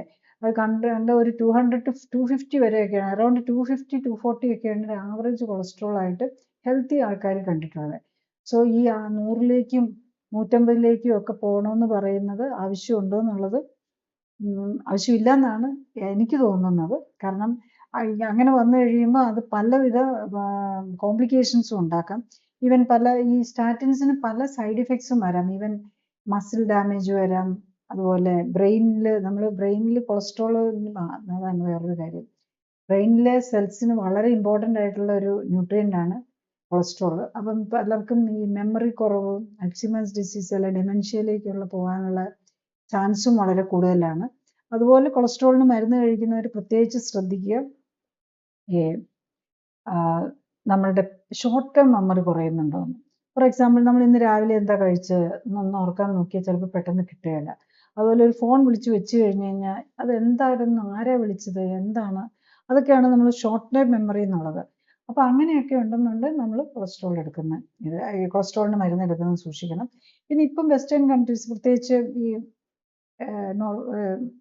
യൂറോപ്യൻ കൺട്രീസിലെ ഇതൊക്കെ പലതിലും അവർ തന്നെ നോട്ടിഫിക്കേഷൻ കൊടുക്കുന്നുണ്ട്. ലിവർ പ്രോബ്ലം ഉണ്ട്, ഫാറ്റി ലിവർ ഒക്കെ, അതായത് ലിവർ ഡിസീസ്, ഫാറ്റി ലിവർ മുതലുള്ള ലിവർ ഡിസീസ് ഉള്ളവർ കൊളസ്ട്രോളിന് മരുന്നെടുക്കുന്നത്, സ്റ്റാറ്റിൻസ് എടുക്കുന്നത് സൂക്ഷിക്കണമെന്ന്.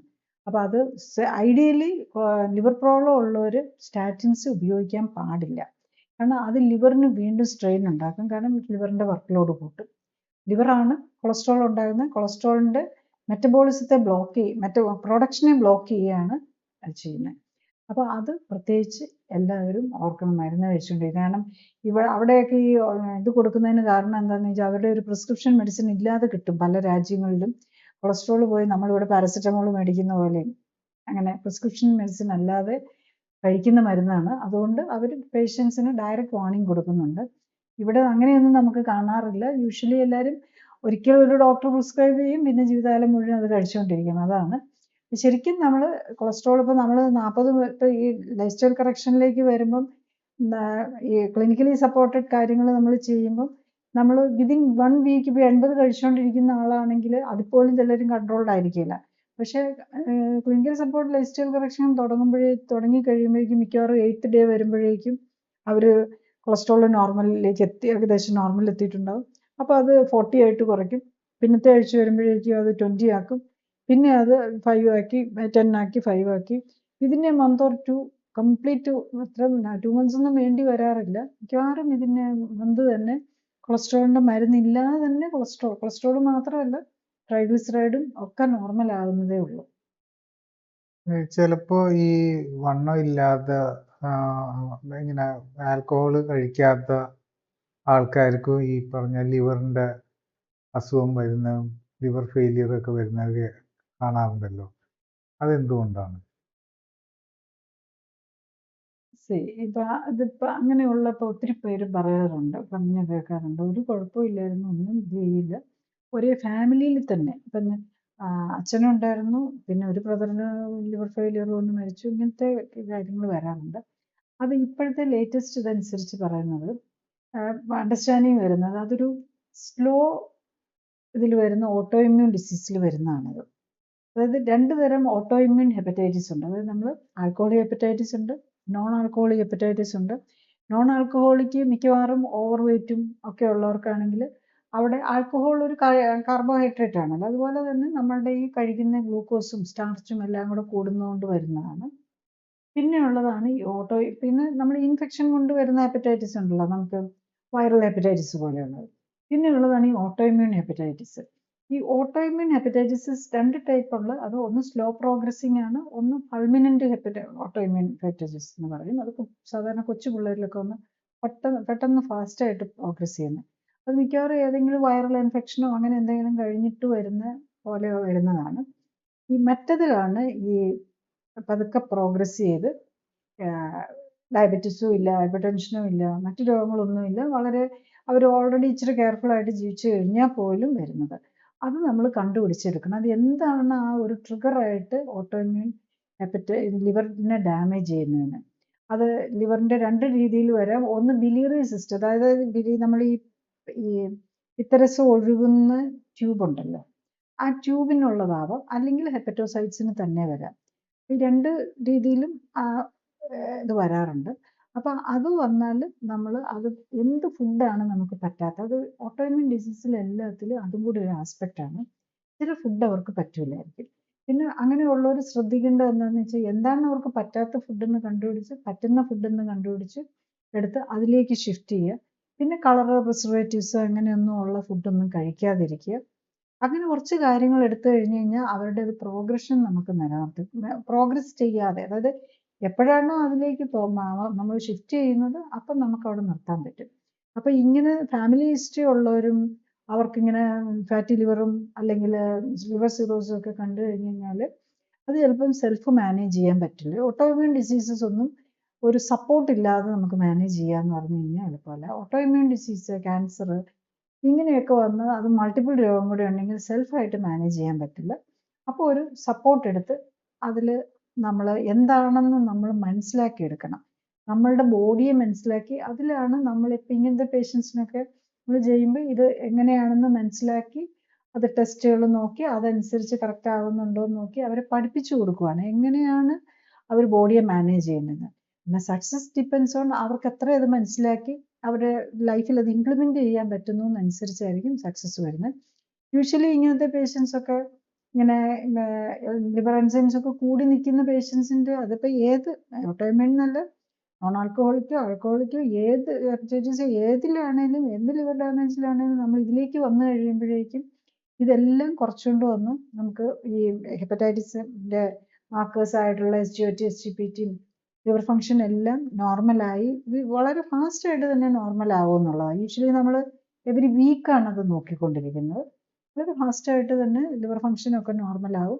പിന്നെ ബാക്കി സ്കാനിങ്ങും ഒക്കെ വെച്ച് നമ്മൾ പ്രോഗ്രസ് അസസ് ചെയ്ത് നമ്മൾ പറ്റുന്ന ഏതാ നമ്മൾ ഒഴിവാക്കേണ്ട സാധനങ്ങൾ മനസ്സിലാക്കി അതനുസരിച്ച് ജീവിക്കാൻ പഠിക്കുക എന്നുള്ളതാണ്. അങ്ങനെയാണെങ്കിൽ നമ്മൾ ലിവർ ഫെയിലിയറിലേക്ക് ഒന്നും പോകാതെ നമുക്ക് ചെയ്യാൻ പറ്റുന്നത്. ശരിക്കും ഇങ്ങനെ പറഞ്ഞു കേട്ടിട്ടുണ്ട് അത് ഈ പല മരുന്നുകൾ കഴിച്ചാൽ ആ മരുന്ന് കഴിക്കുന്നതുകൊണ്ട് ആൾക്ക് വണ്ണം കൂടും, അതുകൊണ്ട് തന്നെ ഈ ഫാറ്റി ലിവറിൻ്റെ പ്രശ്നങ്ങൾ വരാറുണ്ട്. പിന്നെ അല്ലെങ്കിൽ തന്നെ ചില മരുന്നുകൾ ഫാറ്റി ലിവർ സാധ്യത കൂട്ടും എന്നുള്ളത്, അത് എത്രമാത്രം ശരിയാണ്? ഏത് മരുന്നും ലിവർ ഡാമേജ് ഉണ്ടാക്കാം. അതിൽ ഏറ്റവും കൂടുതൽ പോസിബിലിറ്റി ഉള്ളത് അത് എല്ലാവരും എല്ലാ മരുന്നും ഉണ്ടാക്കണമെന്ന് നിർബന്ധമില്ല. നമ്മൾ ഏറ്റവും കൂടുതൽ നമ്മൾ കെയർ എടുക്കുന്ന ഈ ആൻറ്റി ടി ബിക്ക് വേണ്ടിയിട്ട് മരുന്നെടുക്കുമ്പോൾ 4 ആൻറ്റിബയോട്ടിക്സ് ഒക്കെ ഒന്നിച്ചാണല്ലോ എടുക്കുന്നത്. അപ്പോൾ അങ്ങനെയുള്ളവരിൽ ലിവർ ഫെയിലിയറിലേക്ക് പോകാനുള്ള ചാൻസ് വളരെ കൂടുതലാണ്. പല ആൻറ്റിബയോട്ടിക്സുകളും ഉണ്ട് ലിവറിന് ഡാമേജ് വരുത്താവുന്നത്. അപ്പോൾ അങ്ങനെയുള്ളതൊക്കെ നമ്മൾ നോക്കുമ്പോൾ നമ്മൾ എവറി വീക്ക് ലിവർ ഫങ്ഷൻ നോക്കണം. ലിവർ എൻസൈംസ് കൂടുന്നുണ്ടെങ്കിൽ ആ മരുന്ന് മാറ്റണം എന്നുള്ളതാണ് എൻ്റെ, അത് കെയർ എടുക്കണമെന്നുള്ളതാണ്. കാരണം അതേ മാറ്റുള്ളൂ. നമ്മൾ ഒരു മരുന്ന് എടുക്കുമ്പോൾ ലിവർ ഫങ്ഷൻ കൂടുവാണെങ്കിൽ ലിവർ ഡാമേജ് ഉണ്ടാകുന്നതാണ് നിർത്തുക എന്നുള്ളത് മാത്രമേ പറ്റുള്ളൂ. അപ്പോൾ നമ്മൾ ഷോർട്ട് കോഴ്സ് ആൻറ്റിബയോട്ടിക്സ് ഒന്നും എടുക്കുമ്പോൾ അത്രയും വരാറില്ല. അതേസമയത്ത് ടി വിക്കൊക്കെ എടുക്കുമ്പോൾ നമ്മൾ 9 മന്ത്സും 1 ഇയറും ഒക്കെ എടുക്കേണ്ടി വരുമ്പോൾ മിനിമം 6 മന്ത്സിലും എടുക്കേണ്ടി വരും. അപ്പോൾ അങ്ങനെ വരുമ്പം ഇത് വല്ലതും വന്നിട്ടുണ്ടെങ്കിൽ മരുന്ന് അത് ഏതാണെന്ന് ഏറ്റവും ലിവർ ഡാമേജിങ് ഉള്ളത് ഏതാണെന്ന് നോക്കി അത് മാറ്റി ചേഞ്ച് ഓവർ ചെയ്യുകയൊക്കെ ചെയ്യുക എന്നുള്ളത് മാത്രമേ കാര്യമുള്ളൂ. കാരണം വേറൊരു മറുമരുന്ന് കൊടുത്തൊന്നും നമ്മൾ ലിവറിനെ പ്രൊട്ടക്റ്റ് ചെയ്യാനൊന്നും അങ്ങനെ മരുന്നുകളൊന്നും ഇല്ല. അപ്പോൾ അതുകൊണ്ട് ഈ മരുന്നുകൾ ഏതാണേലും കഴിക്കുന്നുള്ളപ്പോൾ നമ്മൾ വെരി കെയർഫുൾ ആയിരിക്കണം. പ്രത്യേകിച്ച് മൾട്ടിപ്പിൾ മരുന്നുകൾ കഴിച്ചുകൊണ്ടിരിക്കുമ്പോൾ ഇടയ്ക്കിടയ്ക്ക് ലിവർ ഫങ്ഷൻ നോക്കുകയും ചെയ്യുക എന്നുള്ളതാണ് നമ്മൾ സേഫ് ഗാർഡ് ചെയ്യാനായിട്ട് ചെയ്യാൻ പറ്റുന്നത്.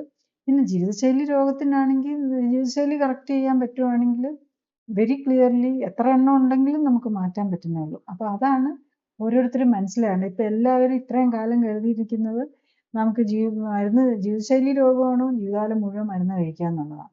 പക്ഷെ അത് നമുക്ക് അപ്പം ആരും പറയുന്നത് അതേപടി വിശ്വസിക്കേണ്ട, ഇപ്പം ഒരാൾ പറഞ്ഞു കരുതി അത് അതേപടി വിശ്വസിക്കേണ്ട കാര്യമില്ല. നമുക്ക് തന്നെ അറിയാൻ പറ്റും. ഇപ്പം നമ്മൾ ഷുഗറിൻ്റെ ഒക്കെ ആണെങ്കിൽ ഡയബറ്റീസിൻ്റെ ഒക്കെ കാര്യത്തിൽ നെക്സ്റ്റ് ഡേ തന്നെ നമുക്കറിയാം വിതിൻ 24 hour മരുന്നെല്ലാം നമ്മൾ usually clinically support life style correction കൊടുക്കുമ്പോൾ ഡയബറ്റീസിൻ്റെ മരുന്ന് ഫസ്റ്റ് ഡേ തന്നെ തുടങ്ങുന്നതോടെ നിർത്തുകയാണ്. വിതിൻ 24 വേണ്ട 2 hours കഴിയുമ്പോൾ തന്നെ ഷുഗറിൻ്റെ ചേഞ്ച് വരുന്നത് നമുക്കറിയാൻ പറ്റും. വിതിൻ 24 hours നമുക്ക് ക്ലിയർലി അതിൻ്റെ എവിഡൻസ് കാണാൻ പറ്റും. പിന്നെ ബി പിയുടെ കുറഞ്ഞു വരുന്നതൊക്കെ ഒരു 3 ദിവസത്തിനുള്ളിൽ അത് റിഫ്ലക്റ്റ് ചെയ്യാൻ തുടങ്ങും. അപ്പോൾ അത്ര ഫാസ്റ്റാണ് ഇതിനകത്ത് കിട്ടാവുന്നത്. അങ്ങനെ ഒരു ഫാസ്റ്റ് റിസൾട്ട് നമുക്ക് വേറെ ഒരു മരുന്നിലും കിട്ടുകയില്ല. അതാണ് നമ്മൾ കാണുന്നത്. കാരണം നമ്മൾ ഈ മരുന്നൊക്കെ എടുത്തുകൊണ്ട് നമ്മളിങ്ങനെ നടക്കാൻ നിൽക്കും, പക്ഷേ അത് ഷുഗറും HbA1c ഒക്കെ ഒരു ലെവലിൽ പോവും, നമ്മൾ മരുന്ന് സ്ഥിരം കഴിച്ചുകൊണ്ടിരിക്കുന്നുണ്ടാവും. പിന്നെ ഏറ്റവും കൂടുതൽ ഈ ലിവർ ഡാമേജ് ഉണ്ടാക്കുന്ന വേറൊരു മരുന്ന് അല്ലെങ്കിൽ വെയിറ്റ് ഗെയിൻ വരുത്തുന്നത് ഒന്ന് ഡയബറ്റീസിൻ്റെ മരുന്ന്. ഇൻസുലിനും എല്ലാ ഡയബറ്റിക് മെഡിസിൻസും വെയിറ്റ് ഗെയിൻ വരുത്തും. കാരണം ഷുഗർ താന്നു പോകുന്നത് കൊണ്ട് മരുന്ന് കഴിക്കും, ഷുഗർ താന്നു പോകും, വിശപ്പ് വരും, ടയർഡ്നെസ് വരും, അപ്പം നമ്മൾ കൂടുതൽ ഭക്ഷണം കഴിക്കും, വീണ്ടും ഷുഗർ കൂടും. അപ്പം ഇതിങ്ങനെ ഒരു സൈക്ലിക്കലായിട്ട് നടന്നുകൊണ്ടിരിക്കും, അവസാനം വെയിറ്റ് കൂടും. പിന്നെ രണ്ടാമതായിട്ട് ഉള്ളത് സൈക്യാട്രിക് മെഡിസിൻസ് ആണ്. സൈക്യാട്രിക് മെഡിസിൻസ് നമ്മളെല്ലാം ബ്രെയിനെയാണല്ലോ അഫക്റ്റ് ചെയ്യുന്നത്. അപ്പോൾ അതെല്ലാം നമ്മളുടെ അപ്പറ്റൈറ്റ് കൺട്രോൾ മെക്കാനിസത്തെ ബാധിക്കും. അപ്പോൾ അവർക്ക് എപ്പോഴും ആ വിശപ്പ് കൺട്രോൾ ചെയ്യാൻ പറ്റാതെ വരും. അപ്പോൾ അപ്പം മൊത്തത്തിൽ ഇതെല്ലാം നമ്മളെ തളർത്തുന്ന മരുന്നുകളാണല്ലോ. മൊത്തത്തിൽ ഈ സൈക്യാട്രിക് മെഡിസിൻസ് എല്ലാം തന്നെ തളർത്തുന്ന മരുന്നുകളാണ്. അപ്പം നമുക്ക് ക്ഷീണമായിരിക്കും. അപ്പോൾ അവർ കൂടുതൽ ഭക്ഷണം കഴിച്ചുകൊണ്ടിരിക്കും, മൊത്തത്തിൽ എനർജി കുറവായിരിക്കും. അപ്പം ഭക്ഷണം കഴിക്കും, അതിന് ആക്ടിവിറ്റി കുറയും. അപ്പോൾ പിന്നെ ഈ അപ്പറ്റൈറ്റ് കൺട്രോളിങ്, വിശപ്പ് കൺട്രോൾ ചെയ്യാനുള്ള മെക്കാനിസംസ് താറുമാറാകും. അപ്പം കൂടുതൽ ഭക്ഷണം കഴിച്ച് അങ്ങനെ ഫാറ്റി ലിവറിലേക്കും ഫാറ്റി ലിവറും ഫാറ്റ് കെട്ടാൻ തുടങ്ങുന്നതനുസരിച്ച് ജീവിതശൈലി രോഗങ്ങൾ കൂടാനും തുടങ്ങും. അപ്പോൾ അതാണ് നമ്മൾ ശ്രദ്ധിക്കേണ്ടത്. ശരിക്കും ഈവൻ സൈക്യാട്രിക് മെഡിസിൻസ് നമ്മൾ പലപ്പോഴും അത് നമ്മൾ കറക്റ്റായിട്ട്, അതായത് ആ ഒരു ലെവൽ ഓഫ് കൺട്രോൾ ഉള്ളവർക്കാണെങ്കിൽ മൾട്ടിപ്പിൾ 3-4 സൈക്കാട്രിക് മെഡിസിൻസ് എടുത്തുകൊണ്ടിരിക്കുന്നവർക്കും അതിൻ്റെ കൂടെ ഫാറ്റി ലിവറോ മറ്റു രോഗങ്ങളോ ഒക്കെ ഉള്ളവർക്ക് ഇതെല്ലാം ഈവൻ സൈക്കാട്രിക് മെഡിസിൻസ് തന്നെ എല്ലാം തന്നെ കുറച്ചുകൊണ്ടെന്ന് നിർത്താൻ പറ്റും. ഒൺലി തിങ് സൈക്കാട്രിക് മെഡിസിൻസ് നമ്മൾ കുറയ്ക്കുമ്പോൾ വളരെ സ്ലോ ആയിട്ടേ കുറയ്ക്കാൻ പറ്റുള്ളൂ. കാരണം അതിനെല്ലാം ഒരു അഡിക്ഷൻ ഇതുണ്ടാകും. അപ്പോൾ പെട്ടെന്ന് ഇപ്പോൾ ഡയബറ്റിക് മെഡിസിൻ നമ്മൾ നെക്സ്റ്റ് ഡേ നിർത്താമെന്ന് പറയുന്നത് പോലെ അത് പറ്റില്ല. സൈക്കാട്രിക് മെഡിസിൻസ് വളരെ സ്ലോ ആയിട്ടാണ്, അത് എത്ര മരുന്നുണ്ടെന്നനുസരിച്ച് 3-4 മരുന്നൊക്കെ ഉള്ളവർക്കാണെങ്കിൽ 2-3 മാസം എടുത്ത് സ്ലോ ആയിട്ട് കുറച്ചുകൊണ്ട് വരണം. അല്ലെങ്കിൽ ഈ അഡിക്ഷൻ ഇപ്പോൾ ആൽക്കഹോളും സ്മോക്കിങ്ങും ഒക്കെ ഉള്ളവർക്ക് പെട്ടെന്ന് നിർത്തിക്കഴിഞ്ഞാൽ വിത്ഡ്രോവൽ സിംറ്റം വരുമല്ലോ. അതുപോലെ എല്ലാ ബ്രെയിനിനെ ആക്ട് ചെയ്യുന്ന മെഡിസിനും ഈ വിത്ഡ്രോവൽ സിൻഡ്രോം ഉണ്ടാകാം. അതുകൊണ്ട് അത് കെയർഫുള്ളായിട്ട് പേഷ്യൻറ്റിന് അതിനുള്ള ഒരു സ്റ്റേജും അതുപോലെ വീട്ടിൽ നിന്നുള്ള സപ്പോർട്ടും ഒക്കെ ഉണ്ടെങ്കിൽ ഈ സൈക്കാട്രിക് മെഡിസിനിൽ നിന്ന് മാറാൻ പറ്റുന്നതേ ഉള്ളൂ എന്നുള്ളതാണ്. ഈ ലിവറിന്റെ സൈസ് കൂടിയതായിട്ട് അൾട്രാസൗണ്ടിൽ കണ്ടു, അല്ലെങ്കിൽ അങ്ങനെ സൈസ് കൂടുന്നതായിട്ട് അനുഭവപ്പെടുന്ന കേസുകളിൽ എന്താണ് മനസ്സിലാക്കേണ്ടത്? ഈ സൈസ് കൂടിയിരിക്കുന്നത് 1-2 കാര്യങ്ങൾ കൊണ്ടാണ് സൈസ് കൂടുന്നത്. ഒന്ന് നീർക്കെട്ട് വരും. ഇപ്പം നമുക്ക് ഇപ്പം മുട്ടിന് നീർക്കെട്ട് വരുമ്പോൾ വീർത്തിരിക്കുമല്ലോ, അതാണ്. അതായത് വെള്ളം കെട്ട് പോലെ അവിടെ വരും, നീര് കെട്ടുന്ന പോലെ വരും. പിന്നെ ഫാറ്റ് കെട്ടുന്നുണ്ട്. അപ്പോൾ ഫാറ്റ് അതിനകത്ത് കെട്ടിക്കിടക്കുകയാണല്ലോ ഫാറ്റ്. അപ്പം അത് നമ്മുടെ ലിവറിൻ്റെ സൈസ് കൂട്ടും. അതുപോലെ നീര് കെട്ടുന്നത് സൈസ് കൂട്ടും. അത് ഒരു സ്റ്റേജിൽ അങ്ങനെ ആയിരിക്കും. അത് കഴിഞ്ഞ് ഫൈബ്രോസിസിലേക്ക് പോകാൻ തുടങ്ങുമ്പം അത് ചുരുങ്ങി ഈവൻ ഫൈബ്രോസിസ് ഉള്ളവർക്കും ചില തുടക്കത്തിലൊക്കെ ആദ്യം സൈസ് കൂടുതലായിരിക്കും. അത് കഴിഞ്ഞിട്ട് പിന്നെയാണത് ചുരുങ്ങാൻ തുടങ്ങും. അപ്പം പിന്നെ പതുക്കെ സെല്ലുകളെല്ലാം തീർന്നു കഴിയുമ്പോഴേക്കും ചുരുങ്ങിപ്പോകുന്ന ഒരു നിലയിലേക്കും വരും. അപ്പോൾ അതിനുണ്ട് നമ്മൾ അൾട്രാസൗണ്ട് സ്കാനിങ്ങിലൊക്കെ അതുപോലെ ഇറഗുലർ സർഫസ് എന്നൊക്കെ പറഞ്ഞ് വരും, അതായത് ഫൈബ്രോസിസിൻ്റെ ലക്ഷണമായിട്ട്. നമുക്ക് പലതിലും പടങ്ങൾ കാണാമല്ലോ, ഫാറ്റ് ഇങ്ങനെ ചുരുങ്ങിപ്പോയതും. ഫാറ്റ് കെട്ടിയിരിക്കുമ്പം വീർത്തിരിക്കും, പിന്നെ അത് ചുരുങ്ങാനും തുടങ്ങും. അപ്പം ഈ ഫാറ്റ് കെട്ടിയിരിക്കുമ്പോൾ തന്നെ നമ്മൾ കാണുകയാണെങ്കിൽ മിക്കവാറും നമുക്ക് ഈ ഫുഡ് കൺട്രോളിലൊക്കെ വളരെ ഫാസ്റ്റായിട്ട് തന്നെ കറക്റ്റ് ചെയ്തെടുക്കാൻ പറ്റും. അപ്പം ആ സൈസ് കൂടുമ്പോൾ അതിൻ്റെ അർത്ഥം ആ നിലയിലാണെങ്കിൽ നമുക്ക് എല്ലാം കറക്റ്റായിട്ട് നോക്കി അത് കൺട്രോൾ ചെയ്യാവുന്ന ഒരു സ്റ്റേജാണ് യൂഷ്വലി. ഇൻഫെക്റ്റീവ് ഹെപ്പറ്റൈറ്റിസിന് ആ സ്റ്റേജിലാണെങ്കിൽ ഏതിലാണെങ്കിലും നമുക്ക് ആ ഫാറ്റിൻ്റെ അളവും അല്ലെങ്കിൽ നീർക്കെട്ടും കൊണ്ടാണ് അത് സൈസ് കൂടുന്നത്. ഈ സാധാരണഗതിയിൽ ഇപ്പം ഈ ലിവറിന്റെ ടെസ്റ്റ് ഒക്കെ ചെയ്തു കഴിഞ്ഞാൽ അതിൽ വേറെ കുഴപ്പമൊന്നുമില്ല, ടെസ്റ്റ് വാല്യൂസിലൊന്നും തെറ്റില്ല. പക്ഷെ അതേസമയം ഫാറ്റ് കെട്ടിക്കിടക്കുന്നതായിട്ട് നോർമലി കാണും. അത് ഈവൻ കൊച്ചു പിള്ളേരിലാണെങ്കിലും അതുപോലെ ഈ ഫാറ്റ് ലിവറിലുണ്ട്, പക്ഷെ ടെസ്റ്റുകൾ നോർമലായിട്ട് കാണാറുണ്ട്. അങ്ങനത്തെ സാഹചര്യത്തിൽ എന്താണ് ശ്രദ്ധിക്കേണ്ടത്?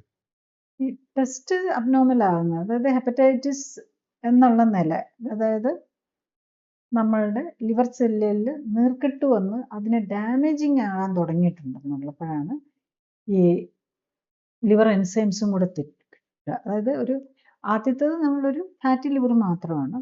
പിന്നെയാണ് നോൺ ആൽക്കഹോളിക് ഹെപ്പറ്റൈറ്റിസ് അല്ലെ ഹെപ്പറ്റൈറ്റിസിലേക്ക് വരുന്നത്. ഹെപ്പറ്റൈറ്റിസ് സെല്ലിന് ഹെപ്പാറ്റിക് സെല്ലുകൾ ഡാമേജ്ഡ് ആകാൻ തുടങ്ങുന്നു. ഈ ഡാമേജ് ആകാൻ തുടങ്ങുമ്പോഴാണ് അതിനകത്തുള്ള പ്രത്യേകതരം എൻസൈമുകളാണ് SGOT, SGPT എന്നൊക്കെ പറയുന്നത്. അതൊക്കെ പുറത്തേക്ക് ഈ സെല്ലിന് ഡാമേജ് വരുമ്പോൾ അതിന് പുറത്തേക്ക് ഒഴുകാൻ തുടങ്ങും. അത് നമ്മൾ ബ്ലഡിൽ കയറി, അതാണ് നമ്മൾ ബ്ലഡിൽ അനാലിസിസ് ചെയ്ത് നമ്മൾ കണ്ടുപിടിക്കാൻ നോക്കുന്നത്. അപ്പം ഈ എൻസൈംസിൽ വ്യത്യാസം വന്നിട്ടില്ല, അല്ലെ NFTയിൽ കാര്യമായ വ്യത്യാസം വന്നിട്ടില്ലെങ്കിൽ ഇറ്റ്സ് എ പോസിറ്റീവ് തിങ്, വലിയ കുഴപ്പമില്ല. അതായത് തുടക്കത്തിലേ ഉള്ളൂ. ഇപ്പം നമ്മൾ റിവേഴ്സിബിൾ സ്റ്റേജ് ആണെന്ന. അപ്പോൾ കുട്ടികൾക്കാണെങ്കിലും ഫാറ്റി ലിവർ കണ്ടു കഴിഞ്ഞാൽ അപ്പം തന്നെ നമ്മൾ മനസ്സിലാക്കേണ്ടത് ഒന്നെങ്കിൽ കൊച്ചിന് കൊടുക്കുന്ന ടോക്സിൻസ് വരുന്നുണ്ട്, അത് നമ്മൾ ഭക്ഷണം തന്നെ ആവാം, ആവശ്യത്തിൽ കൂടുതൽ ചോറും പാലും ഒക്കെ കൊടുത്തു കഴിഞ്ഞാൽ അത് തന്നെ മധുരവും ബേക്കറി ഐറ്റംസും സ്വീറ്റ്സും എല്ലാം കൂടെ കൊടുക്കുന്നത് തന്നെയായിരിക്കും കുട്ടികൾക്ക് വരാനുള്ള കാരണം. പ്രത്യേകിച്ച് നേരത്തെ പറഞ്ഞ ഫ്രക്ടോസും നമ്മുടെ ബോഡിക്ക് മാനേജ് ചെയ്യാൻ പറ്റില്ല ഓവറായിട്ട്. കുറച്ച് ഫ്രൂട്ട്സിനകത്തോ ഇച്ചിരി ഹണിക്കകത്തോ ഉള്ളതുപോലെയല്ല നമ്മളിപ്പോൾ ഇങ്ങനെ ഫ്രക്ടോസ് സിറപ്പ് വെച്ചിട്ടുള്ള സാധനങ്ങൾ ഇങ്ങനെ കുടിക്കുകയും കഴിക്കുകയും ചെയ്തുകൊണ്ടിരിക്കുകയാണ്. പിന്നെ അതിനൊപ്പം തന്നെ സോ മെനി കെമിക്കൽസ്. ഇതൊക്കെയാണ് നമ്മുടെ കുട്ടികളെ ഫാറ്റി ലിവറിനും ലിവർ പ്രോബ്ലംസിലേക്കും. ലിവർ ആണ് നമുക്ക് എല്ലാ സാധനവും ഉണ്ടാക്കുന്നത്. അതിൻ്റെ ആ സാധനങ്ങൾ ഉണ്ടാക്കുന്നതിൻ്റെ ഈവൻ ഈ പ്രോട്ടീനൊക്കെ ഉണ്ടാക്കുമ്പം ആവശ്യത്തിന് ഉണ്ടാക്കുക എന്ന് മാത്രമല്ല, അതിനൊരു ഫോൾഡിങ്, ഒരു 3 ഡയമെൻഷണൽ സ്ട്രക്ചർ ഉണ്ട് അതിന്. അതിലൊരു ചെറിയ വ്യത്യാസം വന്നു കഴിഞ്ഞാൽ തന്നെ അതൊന്നും വർക്ക് ചെയ്യില്ല. അതാണ് ഈ ഇൻസുലിൻ റെസിസ്റ്റൻസിന് കാരണം എന്നാണ് ഇപ്പോൾ ലേറ്റസ്റ്റ് ആയിട്ട് കണ്ടുപിടിക്കുന്നത്. കാരണം ഇൻസുലിൻ ഒരു പ്രോട്ടീൻ ആണല്ലോ. ആ പ്രോട്ടീൻ്റെ ഒരു 3 ഡയമെൻഷണൽ സ്ട്രക്ചറും കൂടെ ഉണ്ട് അതിൻ്റെ. ജസ്റ്റ് ആ സാധനം മാത്രമായാൽ പോരാ, അതിലൊരു അൺഫോൾഡിങ് എന്നൊക്കെ പറയും. ആ ഒരു ഇതിലേക്ക് വന്നു കഴിയുമ്പോൾ തന്നെ അതൊക്കെ വർക്ക് ചെയ്യാതാവും. അപ്പോൾ നമ്മളുണ്ടാക്കുന്ന പ്രോട്ടീനുകളൊക്കെ വർക്ക് ചെയ്യാതാവുന്നതനുസരിച്ച് പലതരം രോഗങ്ങളിലേക്ക്, ഈവൻ ഓട്ടോഇമ്മ്യൂൺ ഡിസീസോ SLE ഒക്കെ പോലുള്ള ഓട്ടോഇമ്മ്യൂൺ ഡിസീസ് അങ്ങനെയൊക്കെ വരാം. ഇപ്പം ഒരു കുഞ്ഞിന് ഫാറ്റി ലിവർ വന്നു, ഫാറ്റി ലിവർ അല്ലേ ഉള്ളൂ, അസുഖമൊന്നും ഇല്ലാന്ന് കരുതിയിരുന്ന്, പക്ഷെ അതിനകത്ത് എങ്ങോട്ടാ പ്രോഗ്രസ് ചെയ്യുന്നതെന്ന് നമുക്ക് പറയാൻ പറ്റില്ല. അത് ചിലപ്പം കുട്ടികളൊക്കെ ആകുമ്പോൾ ബ്ലഡ് ക്യാൻസറിലേക്ക് പ്രോഗ്രസ് ചെയ്യാം, അല്ലെങ്കിൽ ഓട്ടോഇമ്മ്യൂൺ ഡിസീസിലേക്ക്, ഏത് വേണേലും ആർത്രൈറ്റിസ്, SLE, ഇങ്ങനെ ഏതിലേക്ക് വേണേലും അത് പ്രോഗ്രസ് ചെയ്യാം. കുട്ടികൾക്ക് even type 1 diabetes, nephrotic syndrome, അങ്ങനെ ഏതിലേക്ക് വേണേലും അത് ട്രാൻസ്ഫർ ചെയ്ത് പോകും എന്നുള്ളതും നമ്മൾ ഓർക്കണം. അപ്പോൾ അത് ഇപ്പം എന്നാൽ ഇത് കുഴപ്പമൊന്നുമില്ലല്ലോ, ഇപ്പം കുഴപ്പമില്ലാന്ന് കരുതി ഇഗ്നോർ ചെയ്യുകയല്ല. അതൊക്കെ ഒരു ലക്ഷണങ്ങൾ കാണിക്കുമ്പോൾ അറ്റ്ലീസ്റ്റ് നമ്മൾ കുറച്ചും കൂടി ഒന്ന് സെൻസിറ്റീവായി നമ്മുടെ ജീവിതശൈലി കറക്റ്റ് ചെയ്യാൻ നോക്കുക. പേരൻസ് ആണല്ലോ പിള്ളേരുടെ കാര്യത്തിലൊക്കെ നോക്കേണ്ടത്. ആദ്യം അവരെ തന്നെ ഒന്ന് കറക്റ്റ് ചെയ്യാൻ നോക്കുക. മക്കൾക്ക് ഓവർ വെയിറ്റ് ആയിട്ടിരിക്കുന്ന പേഷ്യൻസ് വരാറുണ്ട്. കുഞ്ഞിൻ്റെ വെയിറ്റ് കുറയ്ക്കണം, അവർ അച്ഛനും അമ്മയും ഓവർ വെയിറ്റ് ആയിരിക്കും, അവരെ ട്രീറ്റ് ചെയ്യാനൊന്നും, അവർ ഫുഡ് കൺട്രോൾ ചെയ്യാനൊന്നും വില്ലിങ് അല്ല, പക്ഷെ കൊച്ചിൻ്റെത് കുറയ്ക്കണം. അത് നടക്കുകയല്ല. നമ്മളൊരു കുടുംബത്തിലാകുമ്പോൾ എല്ലാവരും കൂടെ നോക്കിയില്ലാതെ കൊച്ചിനോട് മാത്രം നീ കഴിക്കണ്ട, ഞങ്ങളൊക്കെ കഴിക്കാം, പക്ഷെ നീ കഴിക്കരുതെന്ന് പറഞ്ഞാൽ അതൊന്നും നടക്കുകയല്ല. അങ്ങനെ നമുക്ക് കുഞ്ഞുങ്ങൾക്ക് അസുഖം ഉണ്ടെങ്കിൽ നമ്മൾ മനസ്സിലാക്കണം, നമ്മുടെ കുടുംബത്തിൽ വന്നിരിക്കുന്ന പ്രത്യേകിച്ച് ലേഡീസ്, നമ്മൾ അമ്മമാർ അല്ലെങ്കിൽ കിച്ചണിൽ ഇൻചാർജ് ആയിട്ടുള്ളവർ അത് കൺട്രോൾ ചെയ്ത്, അപ്പോൾ ഹസ്ബൻഡ്, യൂഷ്വലി നമ്മൾ മലയാളികൾ ലേഡീസ് ആണല്ലോ കിച്ചണിൻ്റെ ഇൻചാർജ്. അപ്പം വീട്ടിൽ ഹസ്ബൻഡിന് രോഗം ഉണ്ടെങ്കിലും മക്കൾക്ക് രോഗം ഉണ്ടെങ്കിലും നമ്മൾ മനസ്സിലാക്കണം, നമുക്ക് എവിടെയോ കുഴപ്പമുണ്ട്, നമ്മുടെ കിച്ചൺ മാനേജ്മെൻറ്റ്, നമ്മുടെ ഫുഡ് മാനേജ്മെൻറ്റ് ശരിയല്ല. അത് ആദ്യം കറക്റ്റ് ചെയ്യണം. ആദ്യം നമ്മളിലേക്ക് തന്നെ നോക്കുക, ഞാൻ ഓവർ വെയിറ്റ് ആണോ എന്ന് നോക്കുക. അത് കഴിഞ്ഞിട്ട് ഞാൻ ഓവർ വെയിറ്റ് ആണെങ്കിൽ പിന്നെ മക്കളും ഹസ്ബൻഡും ഓവർ വെയിറ്റ് ആകും. അല്ലെങ്കിൽ അവരതുപോലെ അവർക്ക് കൺട്രോൾ ഉണ്ടാവണം. അവർക്ക് സെൽഫായിട്ട് ഒരു ഹെൽത്ത് അവയർനെസ്സും അവർ നോക്കുന്നവരായിരിക്കണം. അല്ലെങ്കിൽ എല്ലാവരും ആയിപ്പോവും. അപ്പം നമ്മൾ ബേസിക്കലി ലേഡീസ് ആണല്ലോ എല്ലാത്തിൻ്റെയും അല്ലേ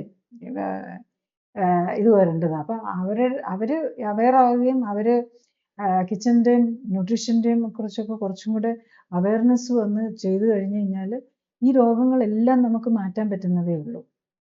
ഈ സിറോസിസ് എന്ന് പറയുന്നത് ഒരു സ്റ്റേജ് വരുമ്പോഴത്തേക്കും ആൾക്കാർക്ക് വളരെ കൂടുതൽ ഇങ്ങനെ പേടി ഒക്കെ തോന്നാറുണ്ട്.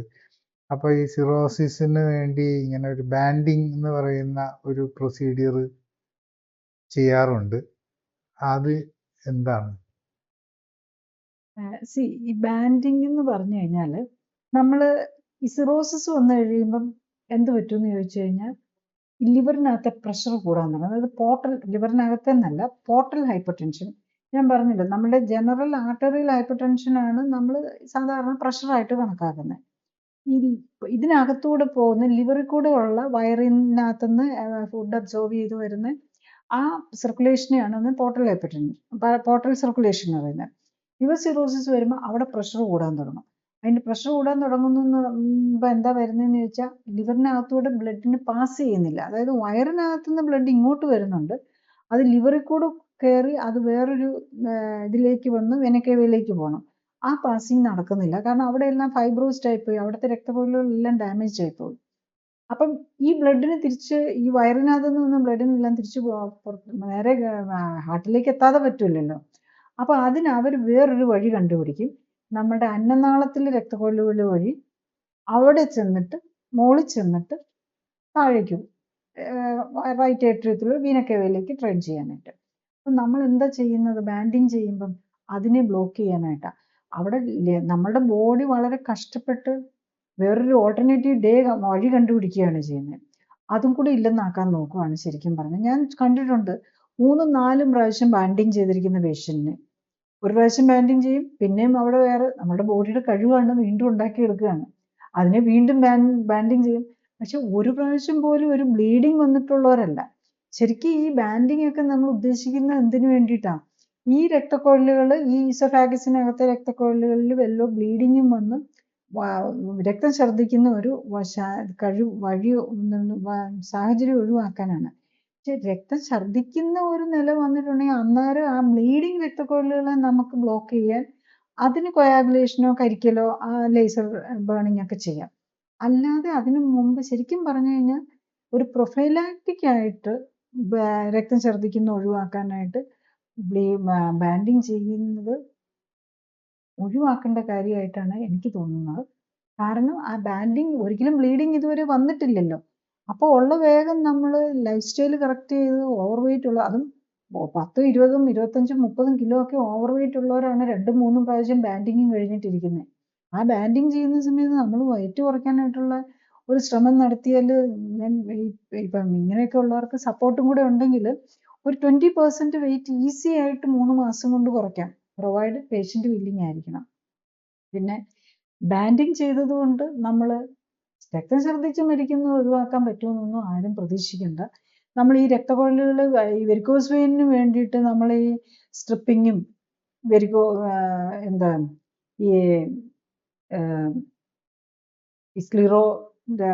സ്ക്ലീറോതെറാപ്പിയും ലേസറും ഒക്കെ ചെയ്ത് രക്തക്കൊഴലുകളെ ഇല്ലാതാക്കുന്നത് പോലെ ഉള്ള രക്തക്കൊഴലുകളെയും കൂടി ഇല്ലാതാക്കുകയാണ്. ബ്ലഡിന് ഫ്ലോ ചെയ്യാൻ എവിടെയെങ്കിലും സ്ഥലം ഇല്ലാതെ ഉള്ള ബോഡി തന്നെ ഉണ്ടാക്കിയെടുക്കുന്ന ഉള്ള വഴികളെയും കൂടി ഇല്ലെന്നാക്കുകയല്ല ചെയ്യേണ്ടത്. ശരിയാണ്, എൻഡ് സ്റ്റേജിൽ ഓഫ് ലിവർ ഡിസീസിൽ ലിവറിന് തീരെ ഫങ്ഷൻ ഇല്ലാതായി കഴിഞ്ഞു കഴിഞ്ഞാൽ ഡെഫിനറ്റ്ലി രക്തം ഛർദ്ദിക്കാനുള്ള സാധ്യതയുണ്ട്. ഒന്ന്, ഇതിലെ വരുന്നത് കൊണ്ട് മാത്രമല്ലത്, ആ ലിവറിൻ്റെ രക്തം ഉണ്ടാക്കാൻ, രക്തം കട്ട പിടിക്കാനായിട്ടുള്ള പല സാധനങ്ങളും ഉണ്ടാക്കുന്ന ലിവറിലാണ്.